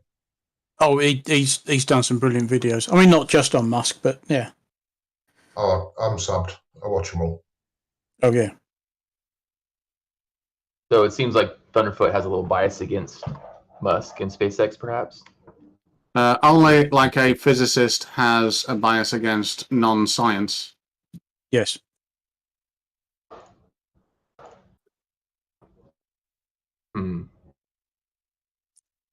Unfortunately, Musk has a habit of putting forward a lot of crank ideas and making making impossible promises. Oh yeah, we'll be doing this in so many years, and we'll be doing that, and this is going to revolutionise whatever. And then you look at it and go, "What a load of shit!" Sounds a lot like NASA. No, it doesn't. Something that Musk said, which is utterly ludicrous, is so it came out and said, "Oh, we're removing radar, and we're never going to use lidar for a form of sensing the environment around for our autonomous driving." Now, up until that point, Tesla's had ultrasonic for incredibly close, radar for mid to long range, and to importantly see through things like smoke. And then it used predominantly vision, but it used a fuse system of all of them. And he said, "Oh no, all we need is vision," which is utter and lidar is just pointless. And it's like, no, that's one of the most ridiculous things he's ever said about an autonomous driving system.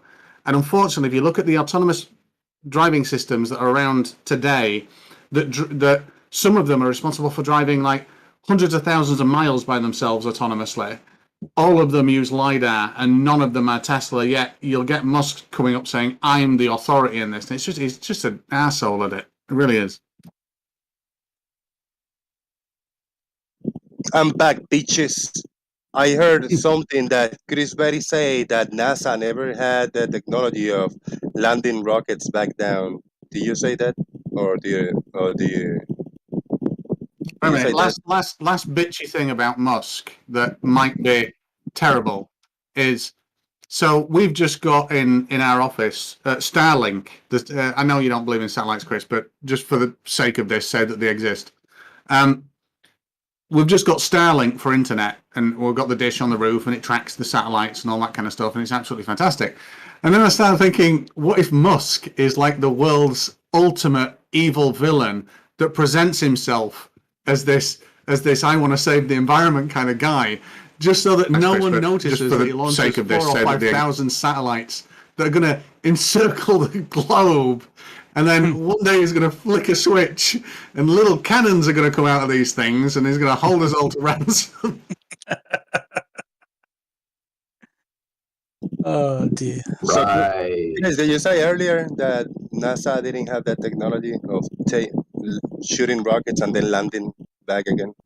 No, I was just saying if they did, I didn't know about it. Yeah, they did. They had that in the early 90s. But not to the degree of what SpaceX has done. Oh yeah, they did. Yeah, they did it to the same level. They just didn't continue with the project.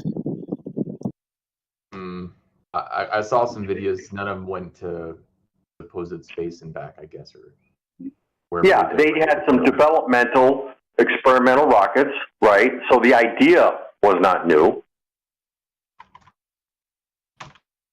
Yeah, they did a few tests of a few hundred feet, a few thousand feet up in the air, and it was very successful. Why they didn't continue? I don't know why, but they did. They were, if they continue that, they would have been the men today instead of Elon Musk. But I don't know, they just didn't do it. But the technology existed, yeah. They stopped because the cost wasn't much difference, and it was a lot easier just to throw them away. And I think, actually, if you look at Thunderfoot's figures when he works it out, that is almost still true. That there is no significant cost savings compared to the payloads that the standard throwaway rockets use. Well, other than wasting materials, I guess, right? Oh yeah, no, granted, I guess. Hold on, not compared to the Russians, but those that marry in United States, I don't think they can compete.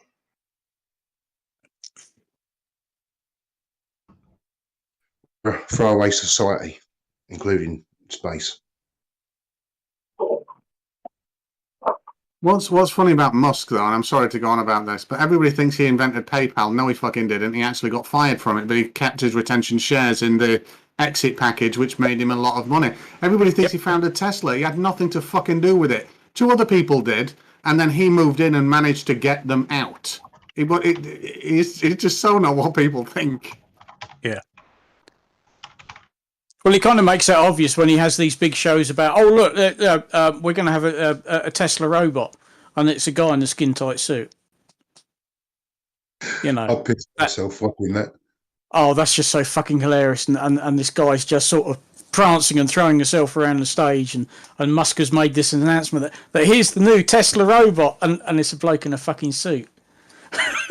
It's like, are you actually taking the piss? I like, if you order the truck now, you'll have it by 2019.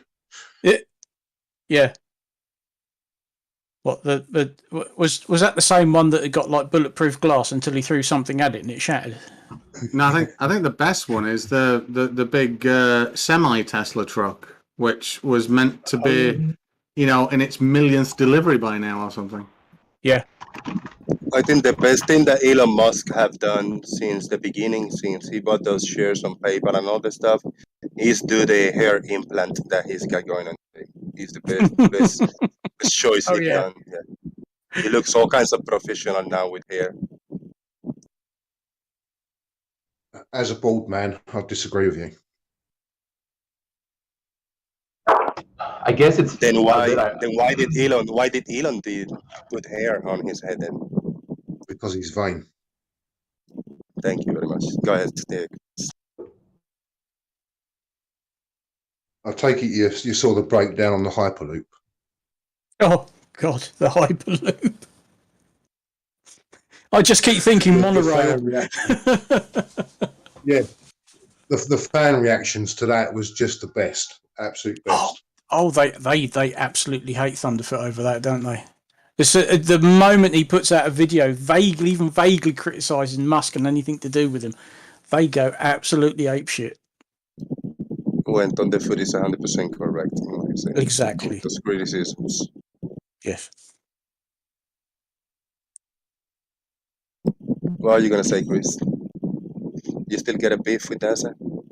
I was just going to say it's a bit ironic that those of us on this Discord, who I'm guessing none of us are multi-billionaires with companies and building rocket technology, are criticizing Elon Musk.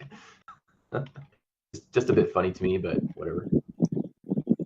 Chris, the problem is I mean, Elon Musk it's his fanatical fan following that encourages that. It's just utterly mind-boggling to me. Yeah. Like I say, I had a conversation with another Tesla owner, and I said, oh, cutting out radar is a bad idea, utterly stupid. It's like, well, what do you know? Elon Musk knows what he's on about. He's built this company, and they're like, well, I actually write spatial awareness fused sensory systems for doing this kind of thing, albeit in a different area. But the difference between a radar and using vision, as in a vision neural network that gives you predictions, is one is guessing, the other is measuring. I know what I want to do when I want to know is that car moving towards me or away from me? It's kind of really important. And you just get these fanatical people going, oh no, it must be right. And it's so infuriating. It's saying like, I mean, I love Apple. I love Apple products. But the way that you get Apple fanboys defending them, it's just we're way too into this now. It's ridiculous. Are you saying, I don't keep up with it because I just don't really care, but are you saying they're getting rid of the technology in the Tesla that basically self or auto drives itself? No, so basically, my Tesla Model S has ultrasonics for close, radar for mid to long distance measuring, again, being able to see through particulates and things, very important.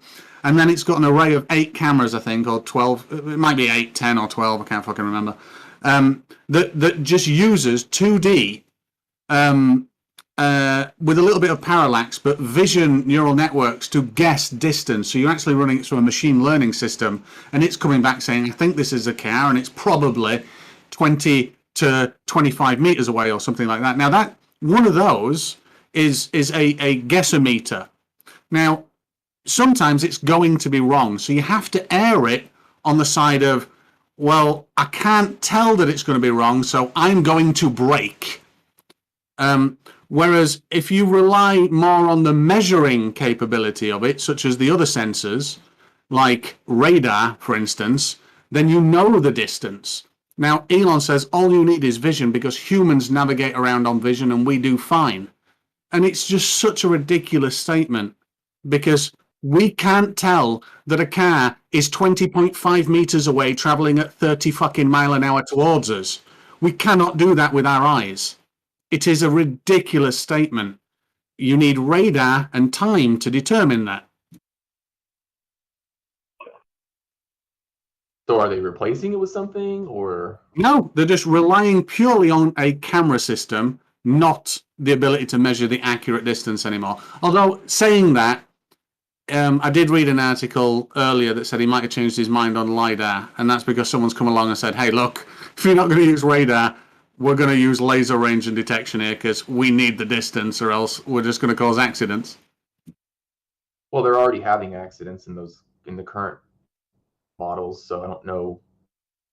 Yeah, that's because they bias it based on the guessometer. And if you do a search for like Tesla phantom braking on Google, you'll get, I hazard a guess, hundreds of thousands of results. And that's purely because it is a guessometer. And that's why it's braking. It's not braking for no reason. It's braking because the probability of something in front of it traveling towards it that might cause an accident raises above a certain threshold just for a split second. You don't ignore shit like that. You can't for safety reasons, so you apply the brakes. And everybody calls it phantom braking. They need to get rid of it. Well, they can't get rid of it, or else you increase the crash rate. Anyway, I'm going to stop ranting about that now. So I just want to know, somebody typed that there's buffering on YouTube. I don't think so. I don't think there's any buffering. I think it's no. Looks good to me. If you're having buffering, then lower your resolution on your own and refresh the page or something. Get off of Starlink. Get off of satellite internet if you have buffering. Yeah, and it's funny, Stingray, because I don't know for a fact. I'd have to look at the research, but my guess is most of those Tesla crashes are actually due to driver error because it says do not use this for I don't know what long-term self-driving or not at all, basically, right? They warn you, but people still do it anyway because people are stupid, and then they get themselves killed because they didn't follow the clear instructions of the vehicle. Yeah. Now, if you look at some of those examples of where Teslas have had accidents, I get it. Where if I enable it, it says I must keep my hands on the wheel at all times. I must watch the friggin' road and be face forward and all this kind of stuff. And it will, it'll shut down if I don't have my hands on the steering wheel unless you clip a magnetic weight round it. But anyway, but the interesting thing about it is if you somebody told you about that, did they? Yeah, maybe. If you have a look at all those crashes that Teslas have, the serious ones that have been caught on video, like one of them is riding into a truck, one of them's crashing into a bush, one of them's going straight through something else. All of those are because of the predictable nature of a vision neural network. It's not an absolute measuring stick.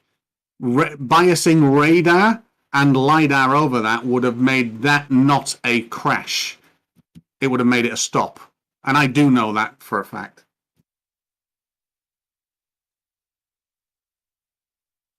Maybe you should contact Elon Musk through Twitter or something and tell him. No, I earn more money where I am at the moment doing the same thing in a different field. All right. I want to start fresh because I missed most of the conversation. I got a question for Chris Berry. Chris Berry, do you think that Elon Musk and his SpaceX agency have done anything for humanity for us to be better than we were, I don't know, 10, 15 ago? You cut out a bit at the end, but I think you were saying, has SpaceX done anything for humanity? Has SpaceX done anything to better humanity, to make us work, I don't know, smarter, faster, maybe better? in any way. SpaceX probably not. Tesla or his other corporations maybe. I really don't know a lot about his companies other than the Tesla cars, the SpaceX rockets, and his company called Boring Company, which all I know about that is they created not a flamethrower, I think they call it, even though it is a flamethrower. Solar City as well. What's that? So it's got Solar City as well. So I mean, I thought it was a good idea, but it just doesn't work out, and that's why they're almost bankrupt now. But it's to create roofing tiles that look like roofing tiles that are actually an array of micro solar panels, which did seem like a good idea to me. But then I guess when you work out the physics, it's not a great idea at all. If you can summarize it in one word of two letters, in a 2 or 3 letters word, has SpaceX, the company, have done anything better to make humanity better? 2 or 3 letter word as a summary. SpaceX by themselves? No. How about NASA? Same question. You could argue some stuff NASA has come up with but then I would argue is that true based upon the expense versus the other things you could have done with that expense, like solve world or the country's hunger problems, homelessness, single mother issues, yada yada yada, right? Like so it depends. Like is your LASIK? Someone mentioned LASIK or Farmer's Boy read a list, and one of them that caught my attention just because I had LASIK was LASIK. So as that better for humanity than working on homelessness problems and using money for that, and single mother issues and those That's kind of not what things? NASA. That's not what the NASA agency. Let's not Yes, it compute that. is. Let's not compute that. No, yeah, it is. That's what Farmer's Boy said. That was on the list, yeah. Well, I say it's not. Yeah, but Chris, if you think that if your military spent 10% less, you could solve your homeless problem. No one will go hungry in the United States. How weird is that? I agree. But he didn't ask me about that.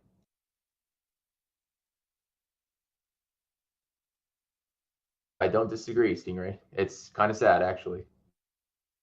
It's kind of. Have you ever seen? Here's the thing, Chris. Have you ever seen? And you'll find the opening scene or something on YouTube. I think it's one of the most powerful opening scenes of any TV show. It's called Newsroom, and the guy's on stage, and is a middle of the ground kind of person that never biases, has any political allegiance or anything like that. He's just a news anchor, a very well known one that just can't be wrong. And he gets asked a question and he breaks, and he actually answers it, and it says, "Why is America the greatest company in the world?"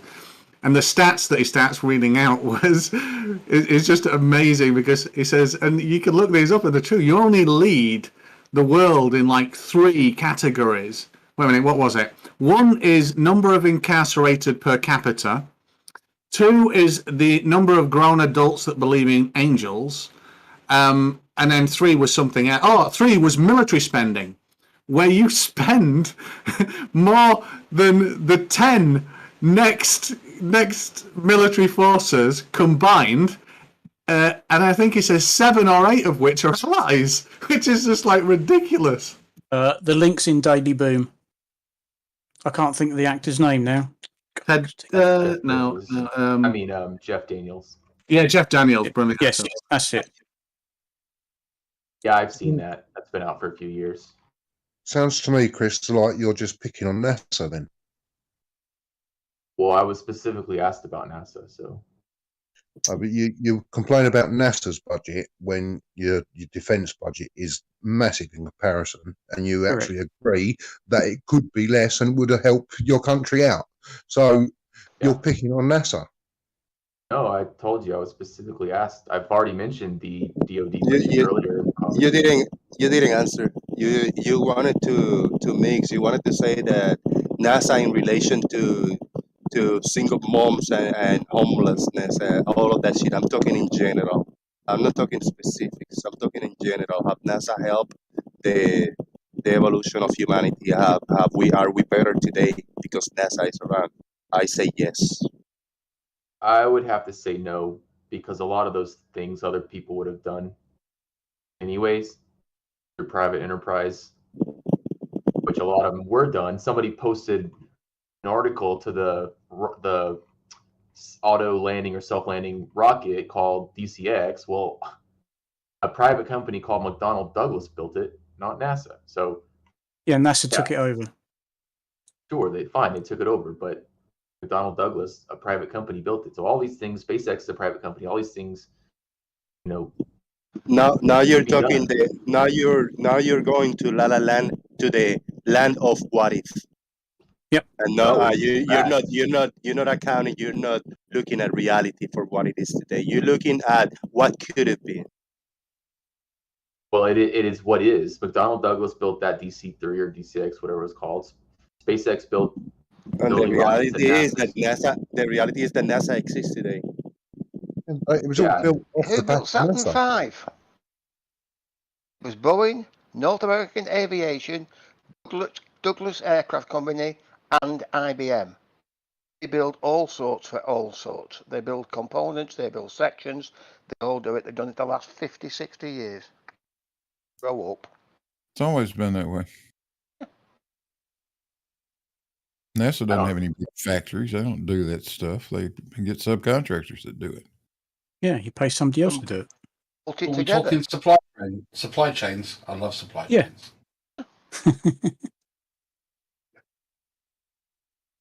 Little bit of enterprise resource planning. I'm up for that. Chris Berry is not a straight answer today. Chris Berry is NASA today. I gave you a straight answer multiple times. No, NASA's not done anything for humanity that's been worth a while. They've wasted $650 billion since their inception, and that's it. That's your answer. And that's your opinion. Yes, it is. Yes. Jose asked me for my opinion. That's what he asked. We all know what opinions are like. Right. If you don't like it, then tell Jose to not ask me my opinion. I'm not going to tell Jose anything. It's his show. Well, then don't complain about it. Did you hear me complaining? Yeah, you're complaining that I'm giving my opinion after being asked for it. I'm not complaining that you're giving your opinion. I think Farmer gave also his opinion. Yeah. Laughing at you. Yeah, my opinion is you're a clueless fuckwit. And so? Amazing. I know. Such intellect from you. And who will be correct in this dichotomy? Well, Nobody. correct. It's just I'm opinions. Correct. It's just opinions. How you going to be correct with just your opinion? No, NASA's correct fraud. or incorrect. They should be sued into the ground. They're fraud. They're stealing taxpayer money. They're not doing anything. Go for it, Chris. You seem to be so keen on suing these huge companies. Why don't you go for it? Every 5 or so years, they say they're going to the moon, and then when that time frame comes around, they change it and they say, that wasn't actually realistic. It's going to be another 5 or 10 years. That's been happening since, the 70s? You people who think you're so smart, and intelligent, and you're so much smarter than the conspiracy theorists and everyone else. These Dunning-Kruger people, you keep believing that. We're all you people. Yes, you're so fucking dumb, the whole load of you. You're all idiots. But what do you mean, you people? Farmers, boy, you Glober people. You're also so much smarter than everyone else, but you keep falling for NASA's grift. It's you're going to talk about grifts, are you? Fuck me. The irony. It's off the scale. Oh, is it? Have I made $650 billion? I never said that. So then the grift isn't on the same scale, is it? Still a grift. He's putting together the entire NASA budget that just includes things like, umpteen missions to the moon, the space shuttle, the ISS, sending probes to planets. Yeah, sending probes to planets and way beyond. They were landing automated probes on Mars in the 70s. Well, they did it twice.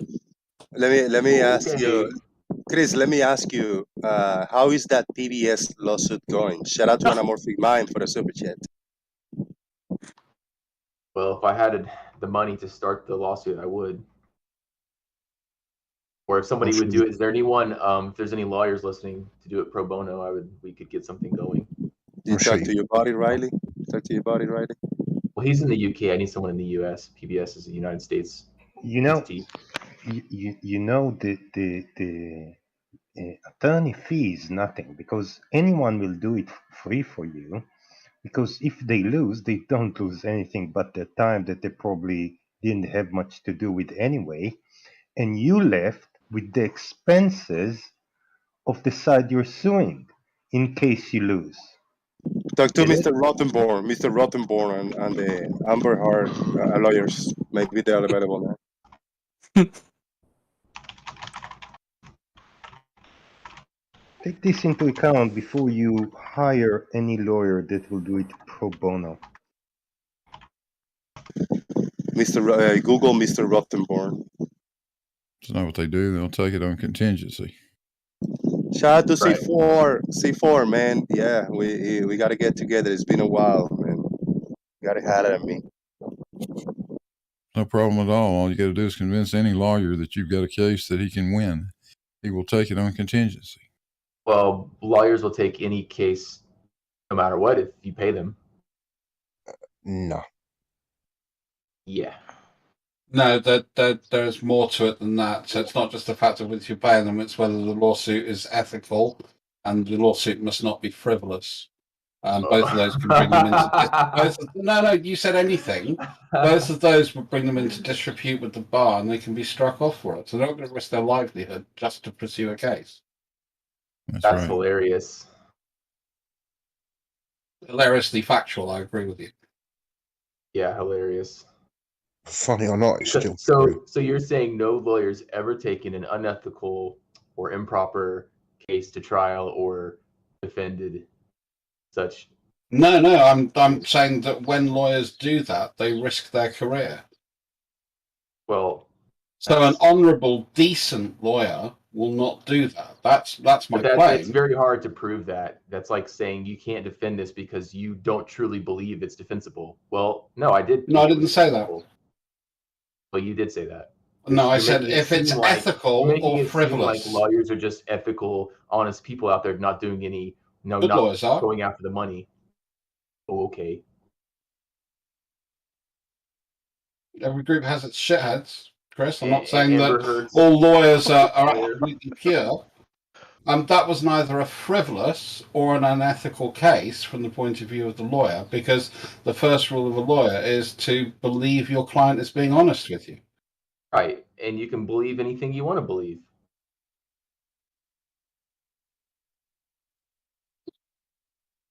Yeah, who's to say that lawyer who took supposed unethical case didn't believe the client?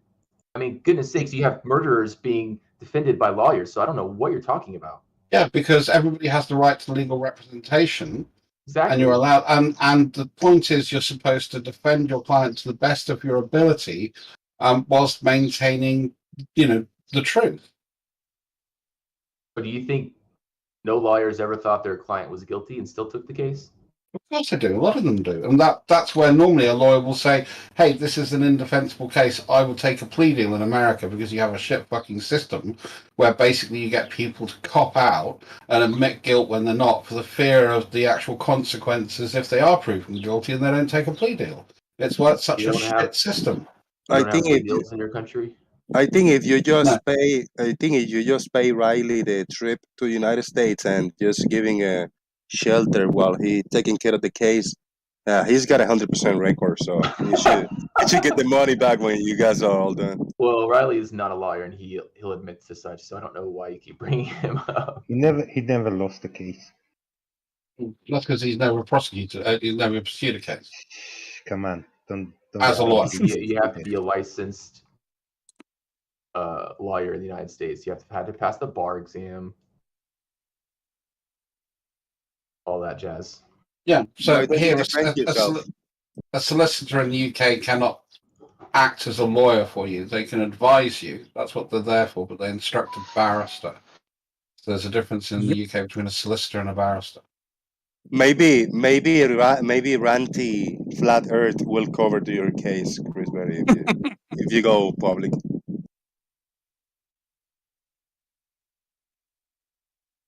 I'm sure he will if he thinks he can get views. Yeah, views like that. I'm sure you won't actually do anything, Chris.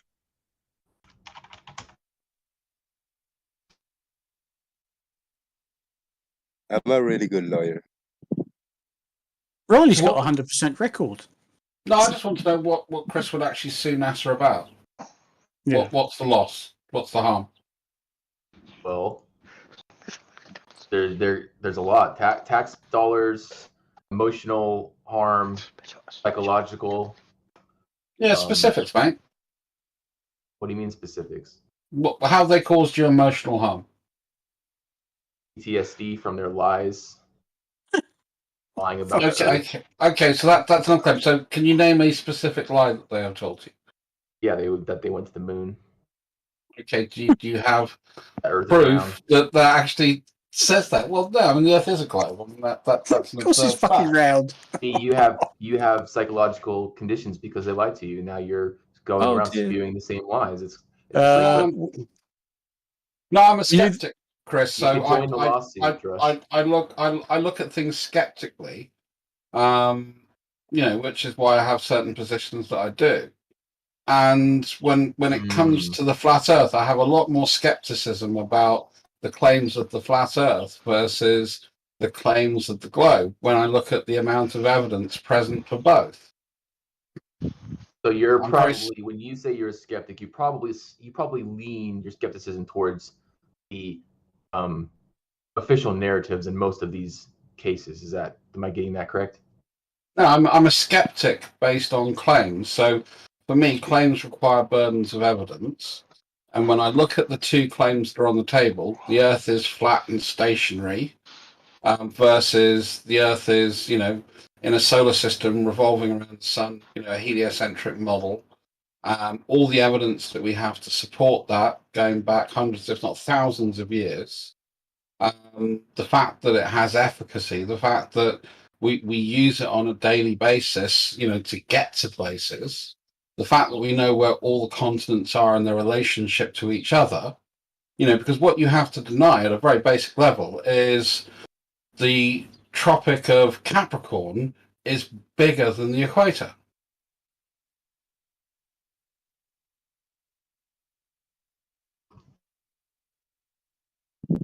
All right, we got a question from the audience. Who is the pretentious asshole talking? Would be me. That would be Dross, yes. Not Chris Berry, the other dude. Yeah, that would be Dross. I'm the Thank you, pretentious Glover, and whoever asked the question can go. Yeah, he did say who's the pretentious arsehole, not the idiot. Yeah. Yeah. I just wanted to know, Chris, how NASA forced you to listen. Well, I'm forced to pay taxes. It's not NASA's fault. That's not NASA. You said NASA lied and that's affected you, but so how did they force you to listen to the lie? School curriculum is forced. NASA's got nothing to do with your education. Well, it's the government, and they're part of the government, so. Oh, for fuck's sake! This is ridiculous. Talk about fucking desperate. Yeah, they don't teach anything related to NASA in school. They didn't, at least when I was in school. They don't teach about space and anything related to NASA. Anything. NASA don't. No, NASA don't. Yeah. But it's a government-backed curriculum based on government. Yeah, they did. No, yeah, they didn't teach me any science. of that. What would you rather them be taught then? The Earth is flat. Fuck's sake. Well, that there's other options. It's there aren't other options. The Earth isn't flat. If there was other options, they could teach them, but there's no other options. It's like forcing that you can only teach about evolution when they can only teach what there's evidence for, what there's data and evidence for. That's three interruptions in 1 minute. Yeah, they can only teach what there's data and evidence for. There's no other option. There's no other data and evidence for. What are they going to teach? Am I going to get to finish a sentence or? No, probably not. Well, I'll interrupt you if you just keep lying like you've been doing. Oh, so there's no evidence for other systems or models of the universe. Is that what you're saying? Yes, that's what I'm saying. Well, that's a obviously blatant lie. None that agrees with reality. None that just. You have tons of the scientific community who don't believe in the Big Bang. They don't. A lot of them don't believe in evolution or the way that it's explained currently in the current evolution model. So no, you're just flat out wrong. You're just jumping about all over the place. Why can't you stick to one thing? Yeah. Nobody in elementary school, in middle school, not even in high school, they're gonna teach any of this. What scientists don't believe in the Big Bang? Yeah, no scientist believes in the Big Bang. It's a theory. You understand the theory. You understand what theory means. Yeah, I understand. It's a okay.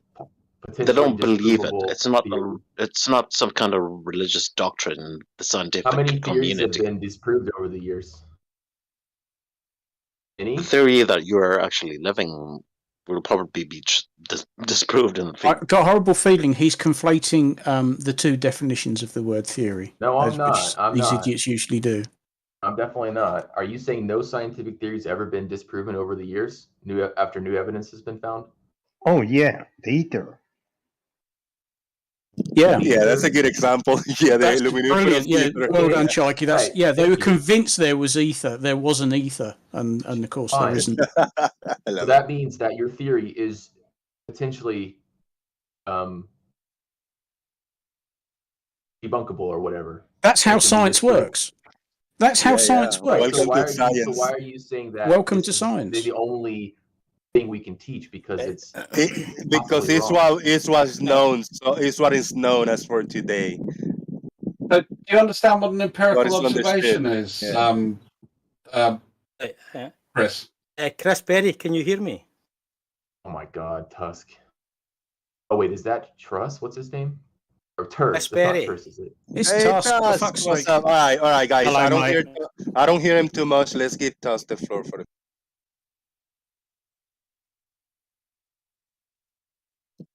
What's up, Tusk? You want to ask? I just want question? Chris Berry. What? I'm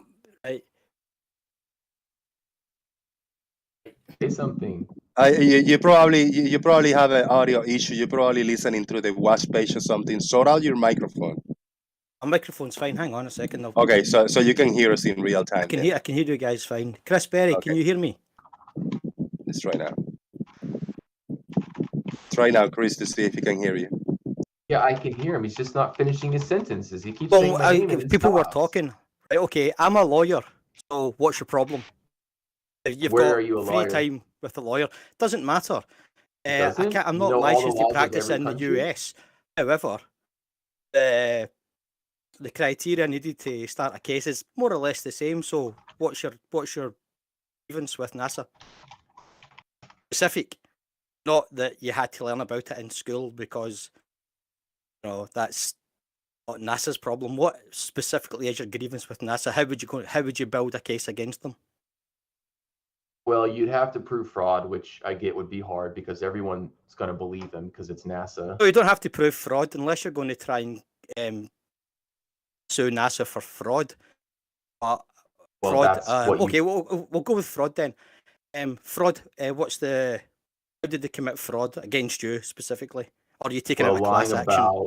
No. You said fraud, not lie. Yeah. Oh, okay. The same thing. Look, let me look. It's not the same thing. Let me look up the No, it's definition not. of fraud. Wrongful or criminal deception intended to result in financial or personal gain. So yeah, It doesn't say lying. lying. It says deception. Okay, I can you don't defraud you know what without deception lying is? to you. I can defraud someone You without lying you literally to them. can't. You literally can't. Yes, That's I the can. I definition can of fraud, is that I you can lying to somebody. misrepresent. It's That's not a the same lie. as lying. Okay, then we'll go with that. We'll go with your definition. Misrepresent somebody. Just typical. Make up your own definitions as you go along. Okay, how did NASA lie to you? Not what you learned in school. How did NASA, as a government that is- agency, lie to you? Well, they lie every day. They Oh, lie no, about that's not when what they're I going asked. back to the moon. That's not what I asked. I asked how NASA lied to you. You don't have agency unless you can prove NASA lied to you. Well, they lie about going back to the moon. That's not what I asked. What do you mean? That is what you asked. You're saying you're suing NASA for fraud. Yeah, we're trying to determine what's the case. If there's a case in What's here, your that I'm not case? sure. Saying NASA lied about going to the moon is not a case for fraud. NASA don't answer to It's you. deception. NASA don't answer to you. NASA answer to the government agency that funds them. Now, if they wanted to sue them for... NASA is a public entity that's oh wait, whoa, stop. the tax dollars. Just a moment ago, you were complaining that NASA's a government agency, now it's public. Well, you interrupted me, so you didn't hear what I said. You just restated the incorrect thing. I'm asking you a very, very simple question. Who did NASA, the government agency, lie to you for personal financial gain? That is what fraud is, after all. Moon. Oh, no. You can't just say going to the moon. Why not? Oh, Jesus Christ. Okay. So you're saying if they lied about that, then that's not fraud? If they lied about it to you and how it harmed you, how do you have agency? Yeah, it's PTSD. What? You have PTSD because NASA lied to you? Yeah. Are you serious? They're not talking to you, Chris. NASA don't talk to you. Well, let's go down this rabbit hole then, okay? You're going to prove you're going to try and prove that you have PTSD. Yeah, I have. So NASA lying to you about going to the moon has caused you psychological trauma. Of course, it's caused all of you psychological trauma. How does that manifest itself? By believing that the Earth is round and. Oh, no. That you can How does the trauma manifest itself? How does it affect your everyday life? Well, it's psychological. I told you. Oh, that's just a all-paper word that means nothing. You can't just say it's psychological. Do you suffer from flashbacks, nightmares? Yeah, nightmares. How did you have nightmares about NASA going to the moon? Yes. Okay, that's a lie. So. Oh, you want to prove that? Unless you want to try and introduce spectral evidence back into the courts, like the Salem witch trials, then no, you can't use your dream about NASA going to the moon. So let's actually let's use a better example. Let's use the PBS example. Are you aware of the PBS example? Explain to me. You tell me. This is your case. I'm your lawyer here. You tell me your case. Okay. So you're not doing a very good job for me. I'll have to say that. But I'm not doing it. Well, you haven't told me anything useful yet. Okay, well, so let's move to the PBS case. It's a better case. So PBS is public broadcasting service, and they get tax dollars, tax funding. So hang on. So just let before you go any further. Is this still with NASA? Are you still want to sue NASA? No, I don't want to sue NASA anymore. I want to sue PBS. You want to sue PBS now? Yes. Okay. Why do you want to sue PBS? All right. So PBS gets tax funding to produce content, truthful content, not fraudulent content. If you read the contract, can you show where it says this? That they can't produce works of fiction? So you're saying PBS... I'm not saying anything. I'm asking you a question. You're saying it's within PBS's remit to solely make actual and educational content. Have you seen the contract? Do you know where it says they cannot make fictional content for educational or entertainment purposes? Well, the contract is the tax dollar that they get. Oh, and that's not the contract at all. The contract is a contract. It will be a written contract with them and whatever government agency. You don't have to have a written contract to have a contract. Yes, you do. Yes, you do. You can have a verbal. Have you ever heard of a verbal contract? Yes, a verbal contract is not worth the paper it's written on. Well, it exists. It's Public broadcasting service absolutely has a written contract with a government agency and its shareholders and its funders. So unless you've seen that contract and you can point to the clause that specifically says they cannot make fictional content for entertainment, then your case is dead in the water before we even start.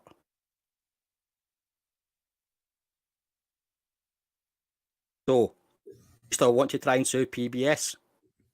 Well, if that's the case, or let's say that you're right or that's true, then you're admitting that PBS, who gets tax-funded dollars... No, I'm not admitting anything. I'm your lawyer.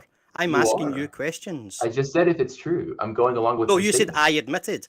I'm not admitting anything. I'm asking you questions. Then they're admitting that they're putting out fraudulent data based on... No, that's not what I said at all. What I asked was, can you prove that they can only put out actual content and to do otherwise would be breach of contract.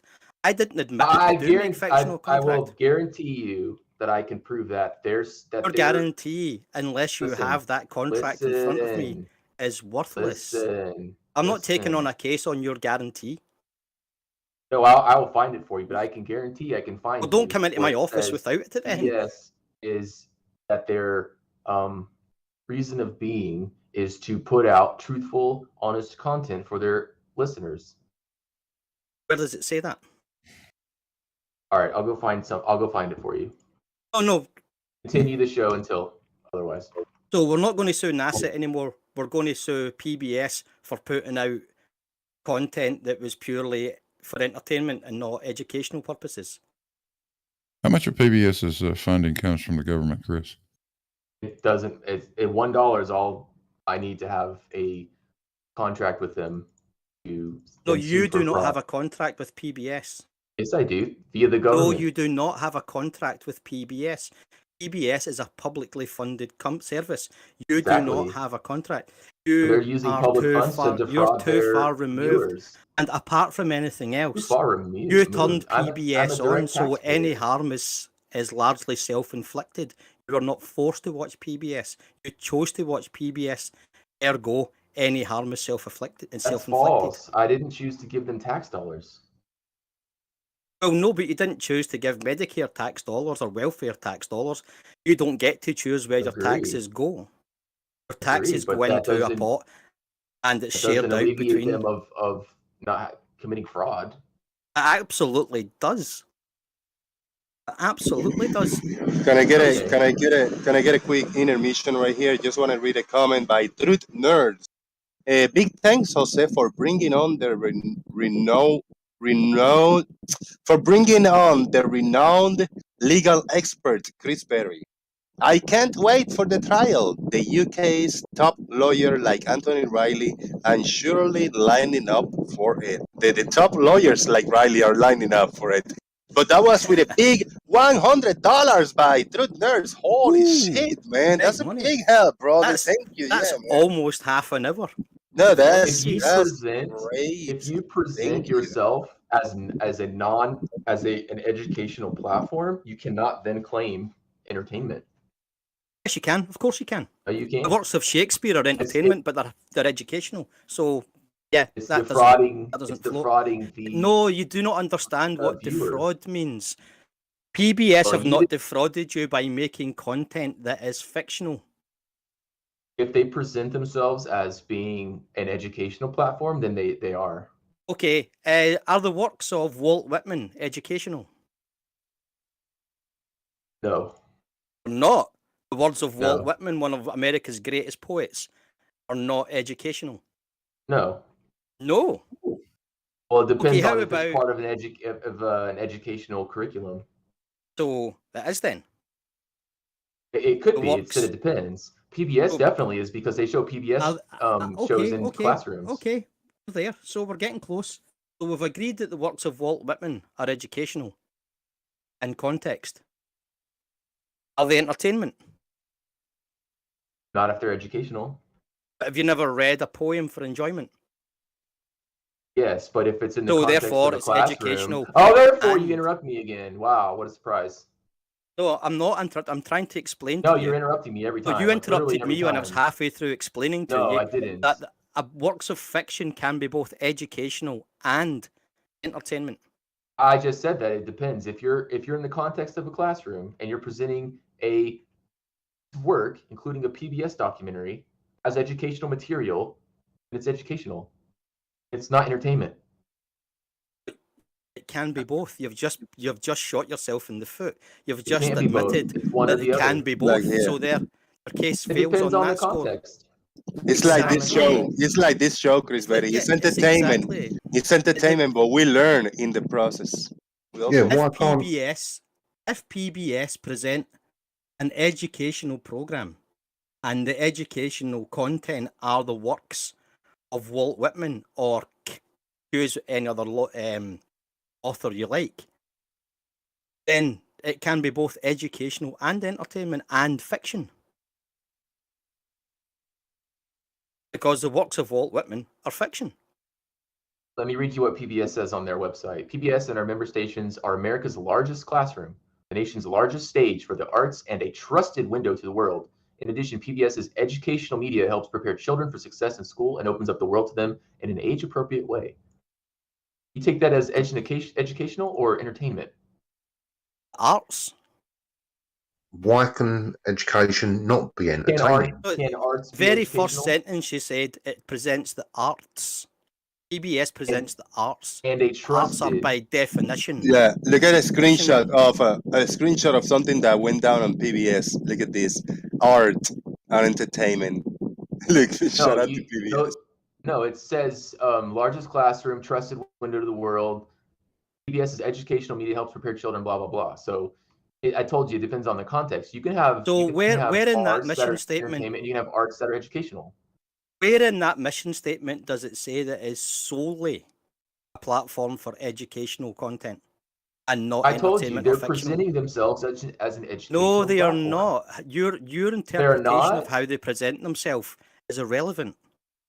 They state in their mission statement that they're there to present the common arts in an language. educational way. It's common language. No, it's They not present it common as language. They present themselves as they wish, and they're presenting themselves as an educational. Which part of that platform. mission statement is fraudulent? That they're truthful. Where does it say that? It says, and a trusted window to the world. Trusted is truth. No, it's not. No, Yes, it's it not. is. No, it's not. It simply means that we trust PBS to put out quality content. The definition of trust is firm belief in the No, reliability. it is Truth. not. No, Oh my it God, is dude. not. You're worse than terse. I was worried about that you were terse. You're worse than terse. I'm trying to explain. I'm trying to explain this to you in the simplest way. But if you're going to you're just going to read the same statement and you're going to try and reinterpret it. Statement. No, I'm reading you the definition of trust.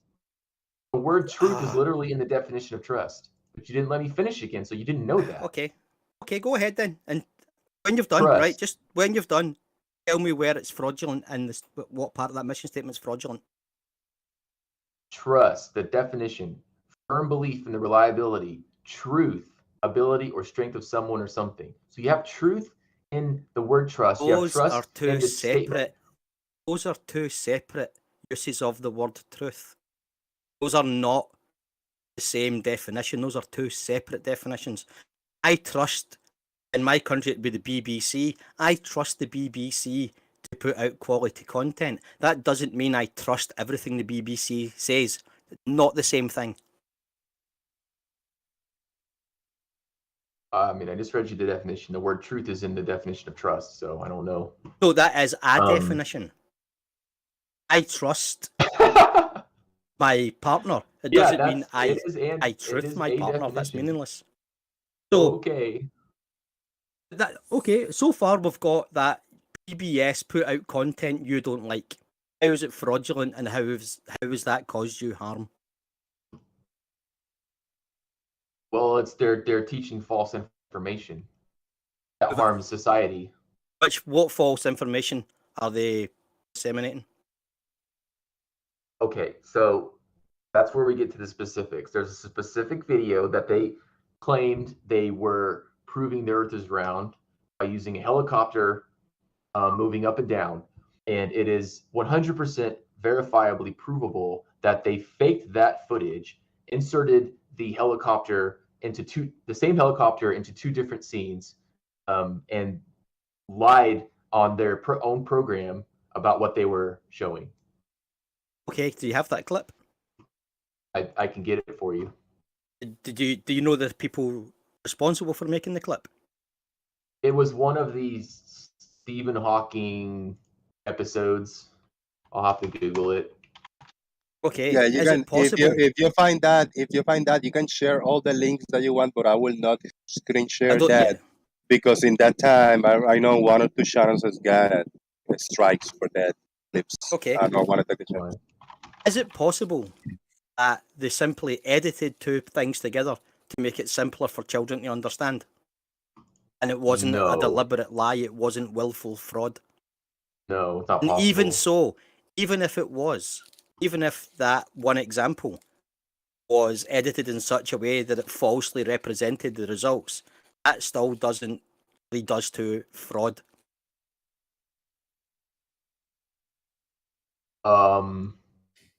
So you're saying they purposely lied about what they were showing their adult viewers isn't fraud? Well, wait. You haven't showed me the clip yet. I don't know what you're talking about. Well, if Jose can't You're show it, saying I they don't know. deliberately lied to commit fraud against their adult viewers. Yes.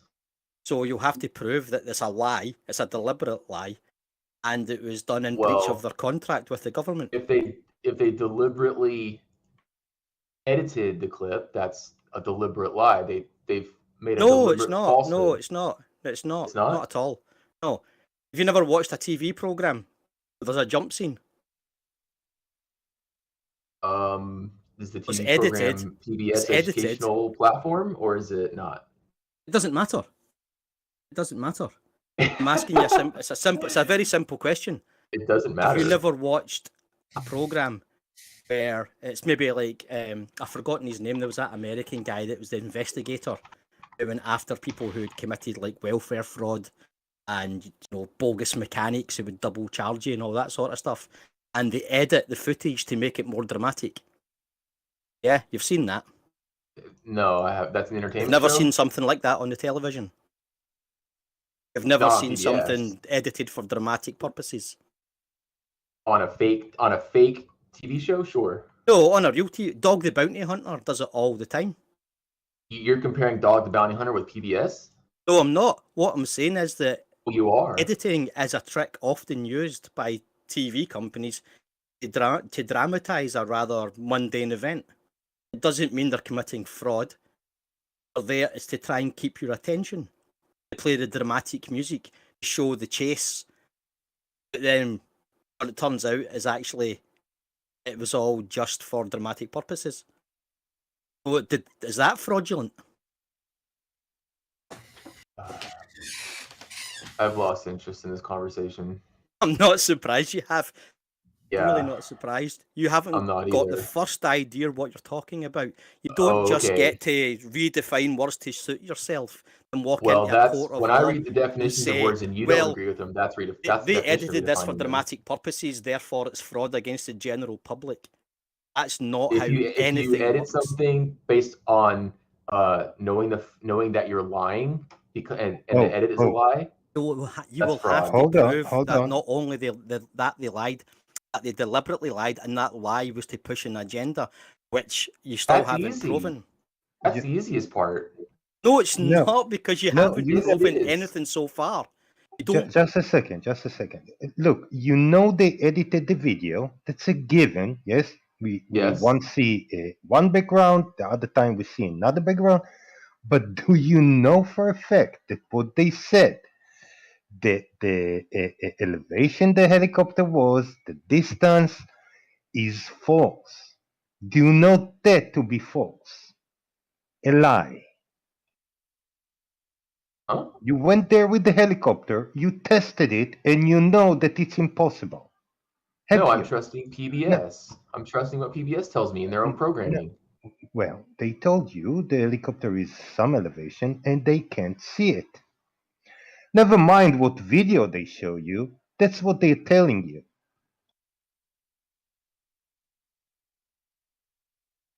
You know, I'm actually happy with Do this they lie? conversation because this guy Tusk is saying we can basically get PBS to admit that they're only for entertainment purposes, and anything they've ever No, put I out did is not. only Stop entertainment. lying. There That's is a not lie. what you're saying. That's That's a lie. No, what I'm saying is, right, do you understand the phrase a priori? Yeah. Right, explain to me what you understand by a priori. Something.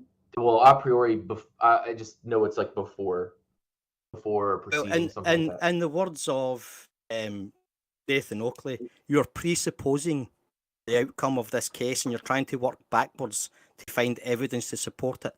That's not how it works. You can't go into it. No, stop. You went in and you said the easiest thing will be to prove that they lied. That's the easiest thing. You haven't got any evidence yet. So you can't prove they lied because you don't have any evidence of how they lied, why they lied, who lied, when they lied, what the lie was for. Was it a deliberate lie? You just say PBS lied, therefore it's fraud. Well, you get then that I'm going to look backwards, looking for definitions of you words. figured that stuff out in Discovery, right? No, not Discovery. You don't have to know everything about the lawsuit before you go. That doesn't even make sense. Like you can get Discovery. Of course you do. You think I would walk into so a what's courtroom Discovery for? where I didn't have every single piece of evidence in front of me? What's Discovery for then? That's what Discovery is, where I get all the evidence from both sides. Right. So we're going to. No, we haven't even got to Discovery yet. Stuff no, PBS. no, we haven't got to Discovery and then yet. We're going to subpoena. No, you do not go for programs. You do not know how this works. You don't go to Discovery and then subpoena somebody. You subpoena the records. That's Discovery. You don't subpoena people? Yes, once you've got the evidence. That's what I just said. You don't just walk into court and say, I'm suing you, then start subpoenaing people. You have to go through the process. No, you have to go through the process. In civil actions, you take depositions, Chris. Yeah. What will happen is this is how this is going to go. You'll go into a lawyer's and you'll say, I want to sue PBS for lying. And they'll say, okay, show me where they lied. What's the lie? What's the harm? Right? Okay. And you'll have to get that piece of footage, show where they lied, show that they lied first, that the lie was deliberate and it wasn't a mistake, it wasn't an editing error and so on. Prove there was harm, and the harm that was done to you specifically, unless you're taking out a class action. Well, class action is the way to go. Well, you'll have to get, how many people are going to take out this class action then? Do you have? Well, I can get a lot of people. No, that's not why I asked. Who? Not I can get a lot of people. Who are these people? Name one. Anybody who feels No, not anybody. Who? Name one. Anyone who feels they were defrauded. You're just wasting your lawyer's time, and he'll throw you out his office, and he'll be right to. I got a comment to read now. They're cleaning the yards around, so bear with me. It's background noise, yes, but I'm still gonna read this comment. Is by Truth Nurse. He's been a smart, responsible troll for 4 months. Thank you, Truth Nurse. And the comment says, Chris Berry should sue the NFL for fraud. They're making a lot of money by claiming to show football games, but in reality, it's handing 2 big lies in one word. Thank you very much, sir. Good very good thing about that. And while we're about it, we're suing the wrestling as well, because that's all fake. Well, once again, you're comparing NFL to PBS. Let me read something else from their mission and values. A trusted window to the world. PBS offers programming for a wide range of ages, interests, and genres. Each month, over 100 million people through television and more than 32 people online explore the world of science, history, culture, great literature, and public affairs through PBS's trusted content. So they've plastered trusted all throughout. Again, trusted content does not mean that the content is all truthful and it doesn't. Its essence. So entertainment and works of fiction, Chris Berry, are not truthful and by their very nature. So you're saying PBS is fiction? No, I'm not. I'm saying it's in their remit and their mission statement. They present science, arts, literature, entertainment. And they also, science, art, or history, culture, great, blah, blah, that's trusted content. So if I can't trust the content, it's trusted that it will be of a decent quality. It will be good quality entertainment. It doesn't say anywhere in that all the content. It doesn't say. Jesus you're like fucking Christ. You're like a typical. You understand what literature means? Like you add your own stuff. You understand what fiction means? Fiction isn't on this page. So why are you using that word? No, because read that mission statement again. PBS, the one I just read. I'm going to stop you at one point. So read it out. Okay. PBS offers programming for a wide range of ages, interests, and genres. Each month, over 100 million people through television and more than 32 million People online explore the worlds of science, history, culture, great literature, and public affairs. Stop. There you go. Culture and literature, works of fiction. Culture is fiction? Oh, but culture includes works of fiction, poetry, arts, movies, etc. That's true. Where does Sesame Street fit in? It's both educational and Is entertainment. Sesame Street purposely trying to defraud and lie to people? It's PBS. You're teaching children that little fuzzy puppets actually talk to you. You don't think that's a little bit... well, I do, but... stretching the truth there, buddy? Well, what this boils down to is the word trusted in there. Oh my God, I just realised what you're doing. You're using trust the same way Riley tried to use it when he sued Ranty on Roxy's behalf because she said she trusted him. He thinks they had. No, I'm using trust it was a trust fund. You're misusing the word trust to mean trusted content. In this context means that you trust PBS to put out quality and good content. And yeah, you try to say truthful content. It means that everything they say is the truth. So you're saying we should expect PBS to put out? No, I don't. I never said anything of the sort about PBS. Well, you're speaking out two sides of your mouth. It sounds like. All I said is the word "trusted" in this content is a statement of quality, not of veracity.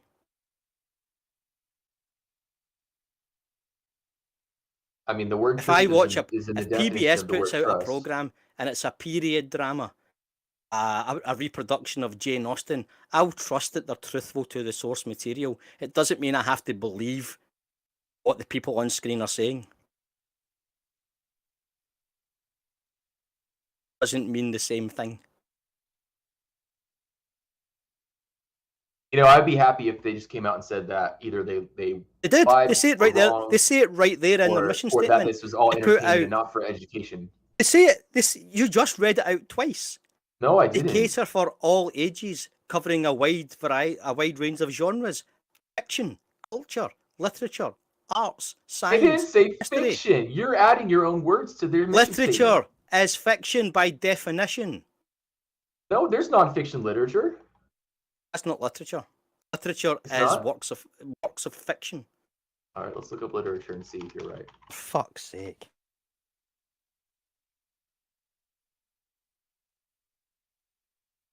It says books and writings published on a particular subject. That's all it says. Yeah. That's it. That's a definition of literature. Leaflets and other printed matter used to advertise products. No. You're cherry picking now. You're cherry picking. I am? Yes, you are.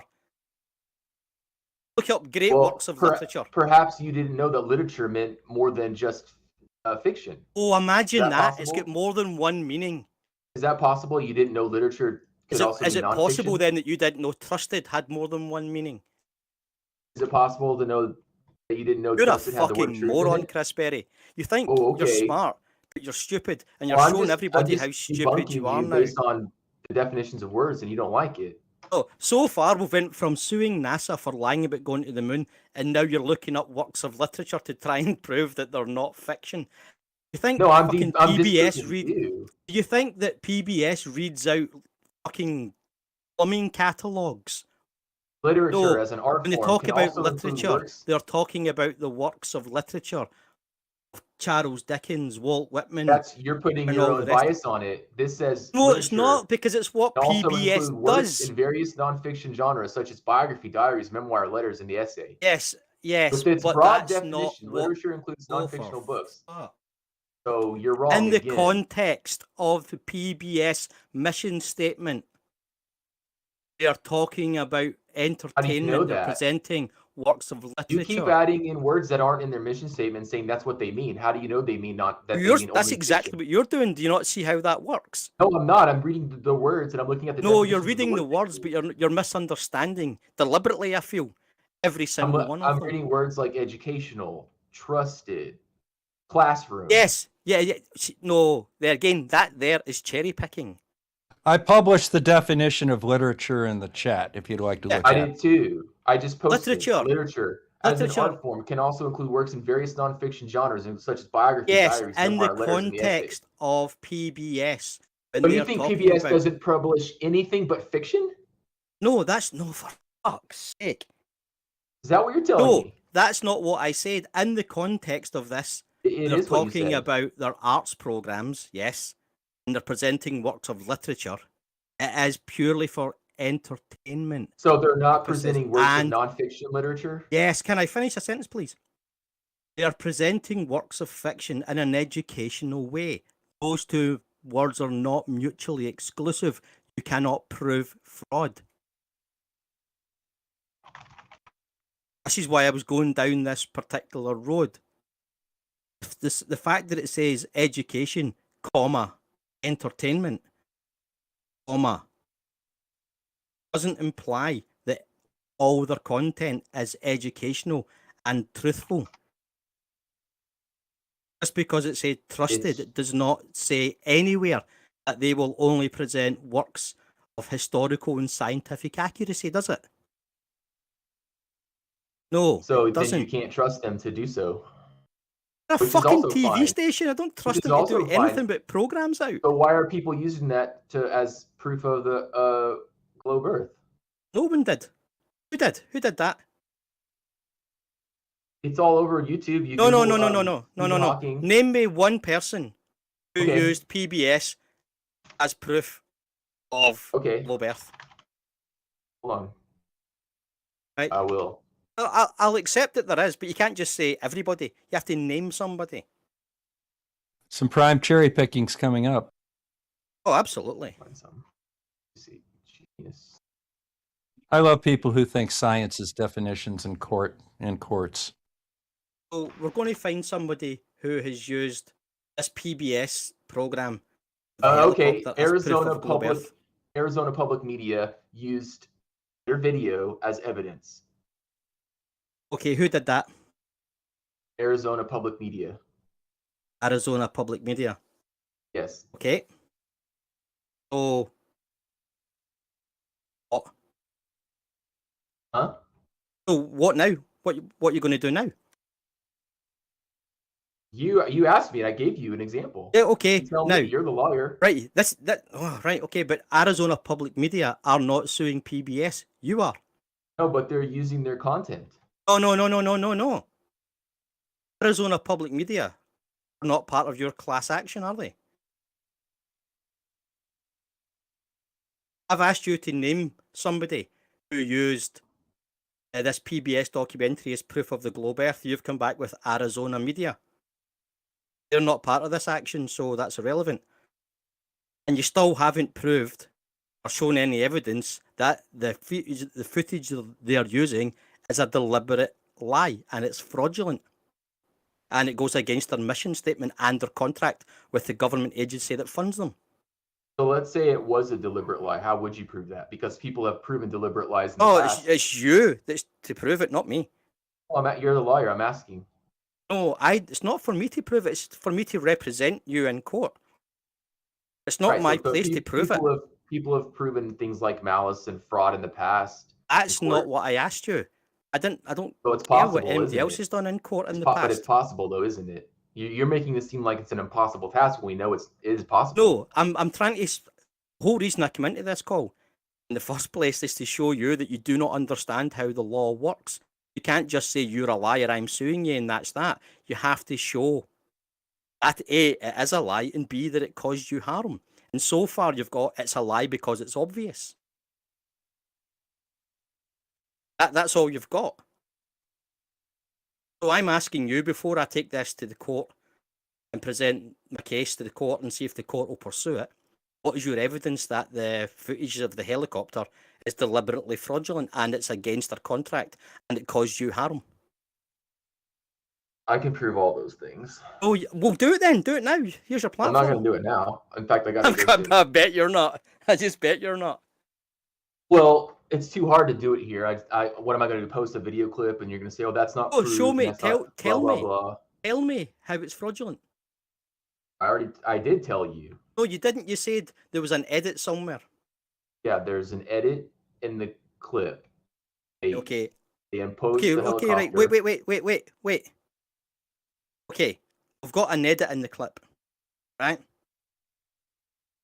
That's what we've got. That's your case. Your case hangs on this edit. Yes, and then I'm gonna hire a video expert to discuss the edit. You don't need a video expert. We're not talking about the edit. We know there's an edit. What you have to prove that the edit is a deliberate lie. That seems pretty easy. No, you're going to say it's easy again, but you can't do it. Can I not do it? How are you going to do it? How are you going to prove that the Earth is flat and PBS? It doesn't have to do with flat Earth. But that's the whole point of your case. That's where you started. No, it's not. No. Yes, it is. That's where you the whole started. point of the case is that they lied in their documentary. No, you said at the beginning that they were wanted to sue NASA originally, and now it's PBS lying about the Earth being a globe. Oh, the PBS are deliberately lying. Not about the Earth being a globe. About the edits that they made and why they made those edits. That's so. If you're not, you originally said it was to prove that the Earth was a globe. No, you're mixing up the. No, that's exactly what you said, and anybody here who listen to this will tell you. What you said was they edited that to make the Earth look like it was a globe. Well, they did, but I don't have to prove that. I just have to prove that they edited it to begin with, and that they lied about. It's clearly edited. That's not up for discussion. It is edited. Of course, it's edited. It's TV. It's not one continuous specific clip, right? But it's not just a cut. It's a impression. They used basically, I don't know if you call it graphics or CGI or whatever you want to call it. They used type of graphics or CGI, and that they lied about in the shot, because the scene it shows up twice in different takes or different scenes, and the helicopter is moving in different directions, even though the foreground scene is identical. So you can prove that was done. Oh, okay. I'm not defending PBS here, but surely they could just say, well, of course we couldn't use one continuous shot. The helicopter was moving backwards and forwards. We had to cut the scene. And you still haven't proven that it's deliberate and willful fraud. Why else would you do it? Cut down on the time. Make it more interesting. Budget reasons. Make it more interesting. So lie to make it more interesting. No, it's not. No, it's not. People make edits, Chris. People make edits for artistic statements. It looks better. I've made edits on adverts. Oh my God! What's up with your God now? I just can't believe you guys are taking up for PBS when they're clearly. No, we're not. They made the edit. Well, Stingray is. Stingray, you made edit for what? Go ahead, Kareem. I know. So I've edited a few TV adverts and things where I've had to. One of them was an airline, a travel airline, and you've got to. So we had a storyboard. And we went out and we got all the footage. We got a shot list and location list. We went out, shot all the footage and stuff. We wanted to tell a narrative, and there were some certain airport shots that we shot when the aircraft was taking off, that were just fill-in shots, and I used one of them at the end before the aircraft had taken off. Why? Because it looked better. I didn't think, oh my God, this'll fool people. So were you doing that as for an educational purpose? Oddly enough, you could. It was a commercial purpose, but it was to educate them. Commercial. It was to educate them for a. It was commercial, but it was factual about London.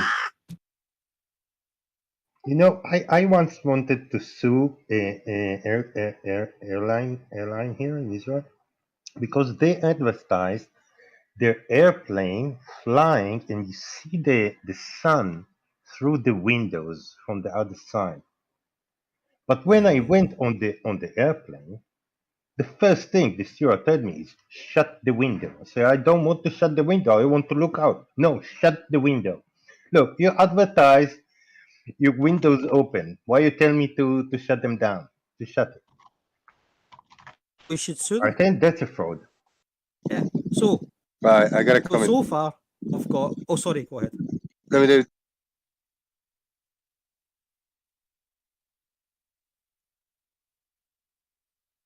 Oh, are we still here?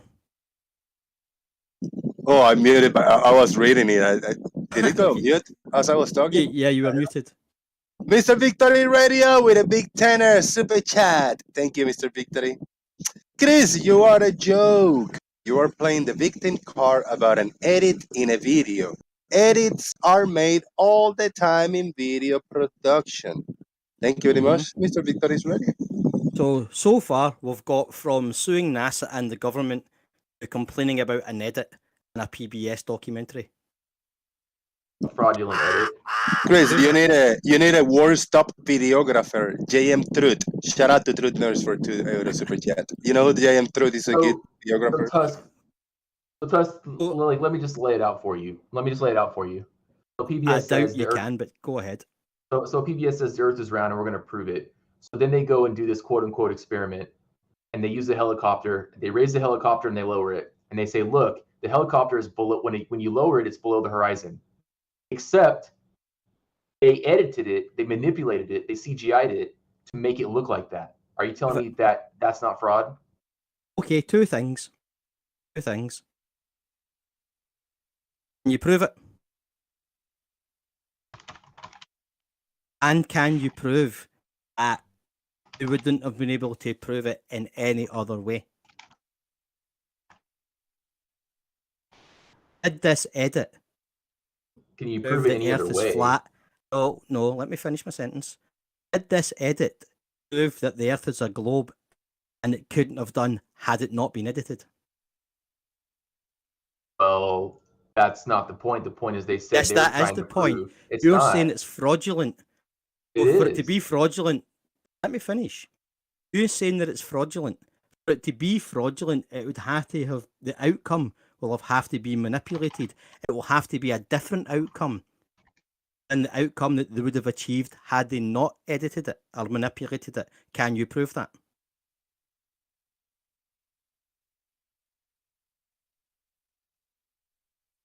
With that long silence, we're going to say goodbye to YouTube for today. I'm going to give you, every single one of you, an opportunity for final thoughts. It has been a great episode. I appreciate it. Thank you, Chris Berry, for bringing a different voice, so we had something interesting at least to talk about, not agreeing with each other. I appreciate that. If not, it was going to be me just disagreeing with everybody. So I appreciate that.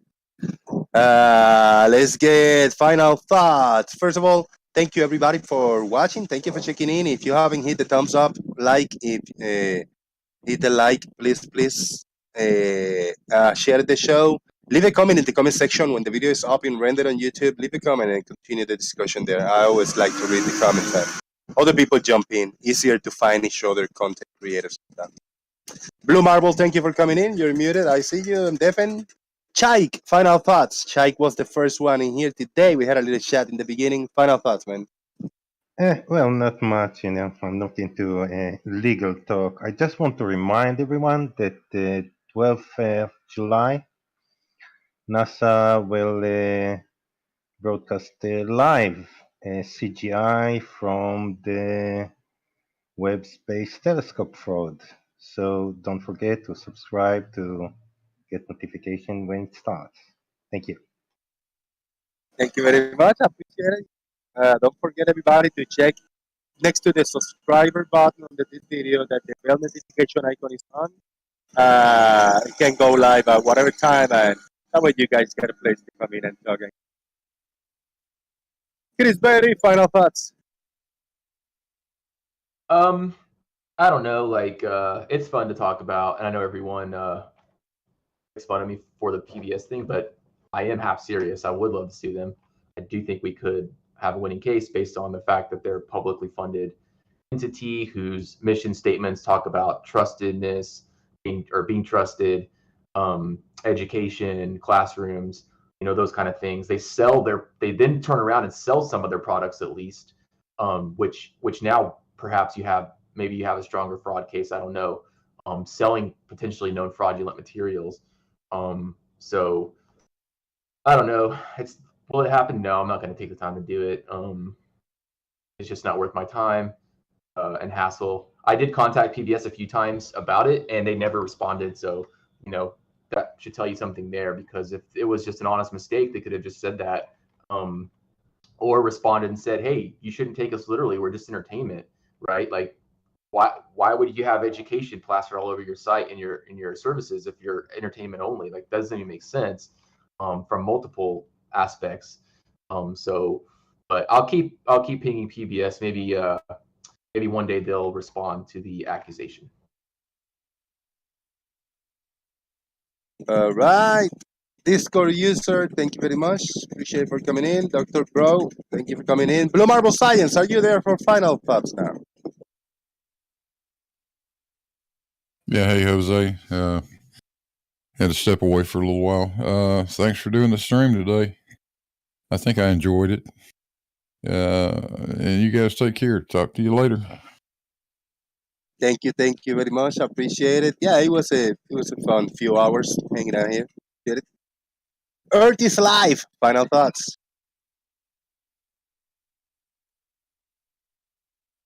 Hey, what's up, Jose? Sorry, I couldn't get to the button quick enough. I missed most of the show, so I'll probably go back and listen. Chris, the Earth isn't flat. I'm sorry. It seems like you're just desperate to try and prove the Earth is flat for some reason. Instead of looking at all the other evidence, looking at something you think is edited doesn't prove that the Earth is flat, because it's an edit. Doesn't mean that couldn't really be done in real life. It's almost like saying, hey, I can throw this basketball. If I make a video of me throwing a basketball over my head and it going in, and me editing it to make it look like it went in, doesn't mean I couldn't really do that in real life. So anyway, thanks a lot, Jose. Good show. Thank you very much. Thank you very much. I wanna appreciate everybody that supported today via PayPal and Super Chat. Truth Nurse, you're a superstar, brother. You gave me a good chunk of money that will help me a lot. Thank you very much. Ed Freeze, final thoughts. Yes, the Earth is not flat, and I want to remind Chris Berry and everyone here. I just posted a video of him in the chat, Discord chat. That's one of his videos that's first of all edited, and second of all, it's full of lies. So I wish him good luck with his case. Thank you. Thank you very much. Appreciate that. Fred, you're here for final thoughts. Did I miss the screaming? There was no screaming to that. Where's the screaming? It was one of the better ones, nice and quiet. Last two have been a bit screamy for me. Excellent. Let's have some more. Beep. Good. Thank you very much. Appreciate it. Big shout out to everybody in the chat and getting good feedback that it was a fun show today. It was painfully entertaining, so I appreciate it. I'm glad that I was able to be here to give you the platform to listen to it. Appreciate it. Jesse, final thoughts. I think I missed most of it, but at least I got to see Chris. It's too bad he took off so quick. Did he tell you I met his challenge for his $100 flat Earth challenge or globe Earth challenge? No, maybe next time. Oh, that's too bad. All right, Mars Mushrooms, final thoughts. It's probably the worst day of my life, man. I found out the Big Bird was not real. Horrible. Boo hoo hoo. Thank you very much. Appreciate it. Can you mute yourself? It's a little background noise there, Mars. Mars, mute yourself. The Stingray, final thoughts. Well, I don't think you can just leave it at Big Bird. What about Bert, Grover, Cookie Monster? Fucking Elmo, for God's sake. Blue, I will never bastard forgive you. But good show, Jose. Cheers. Thank you so much, Stingray. Appreciate it. And Tos, it was cool to hear you, man. All the legal stuff. Final thoughts, man. Well, apologies to everybody for boring the arse of them talking legalese, but it had to be pointed out that you don't just walk into a courtroom and say it's obvious, therefore I win. It's typical of flat earthers. They do everything ass backwards, and they haven't got the first idea how anything works. So thanks for having me on and putting up with me. Oh, that was excellent, man. Anytime, everybody's welcome. So that's good to have you a different flavor today on the show a little bit. Very entertaining. Thank you, everybody, also for holding the fort while I was away for a few minutes earlier. And we'll do it all over again tomorrow. It's Friday festivities. Let's see what the tide will bring us. Thank you very much, everybody. Jose JG out. Oh. Did he pay, Jesse?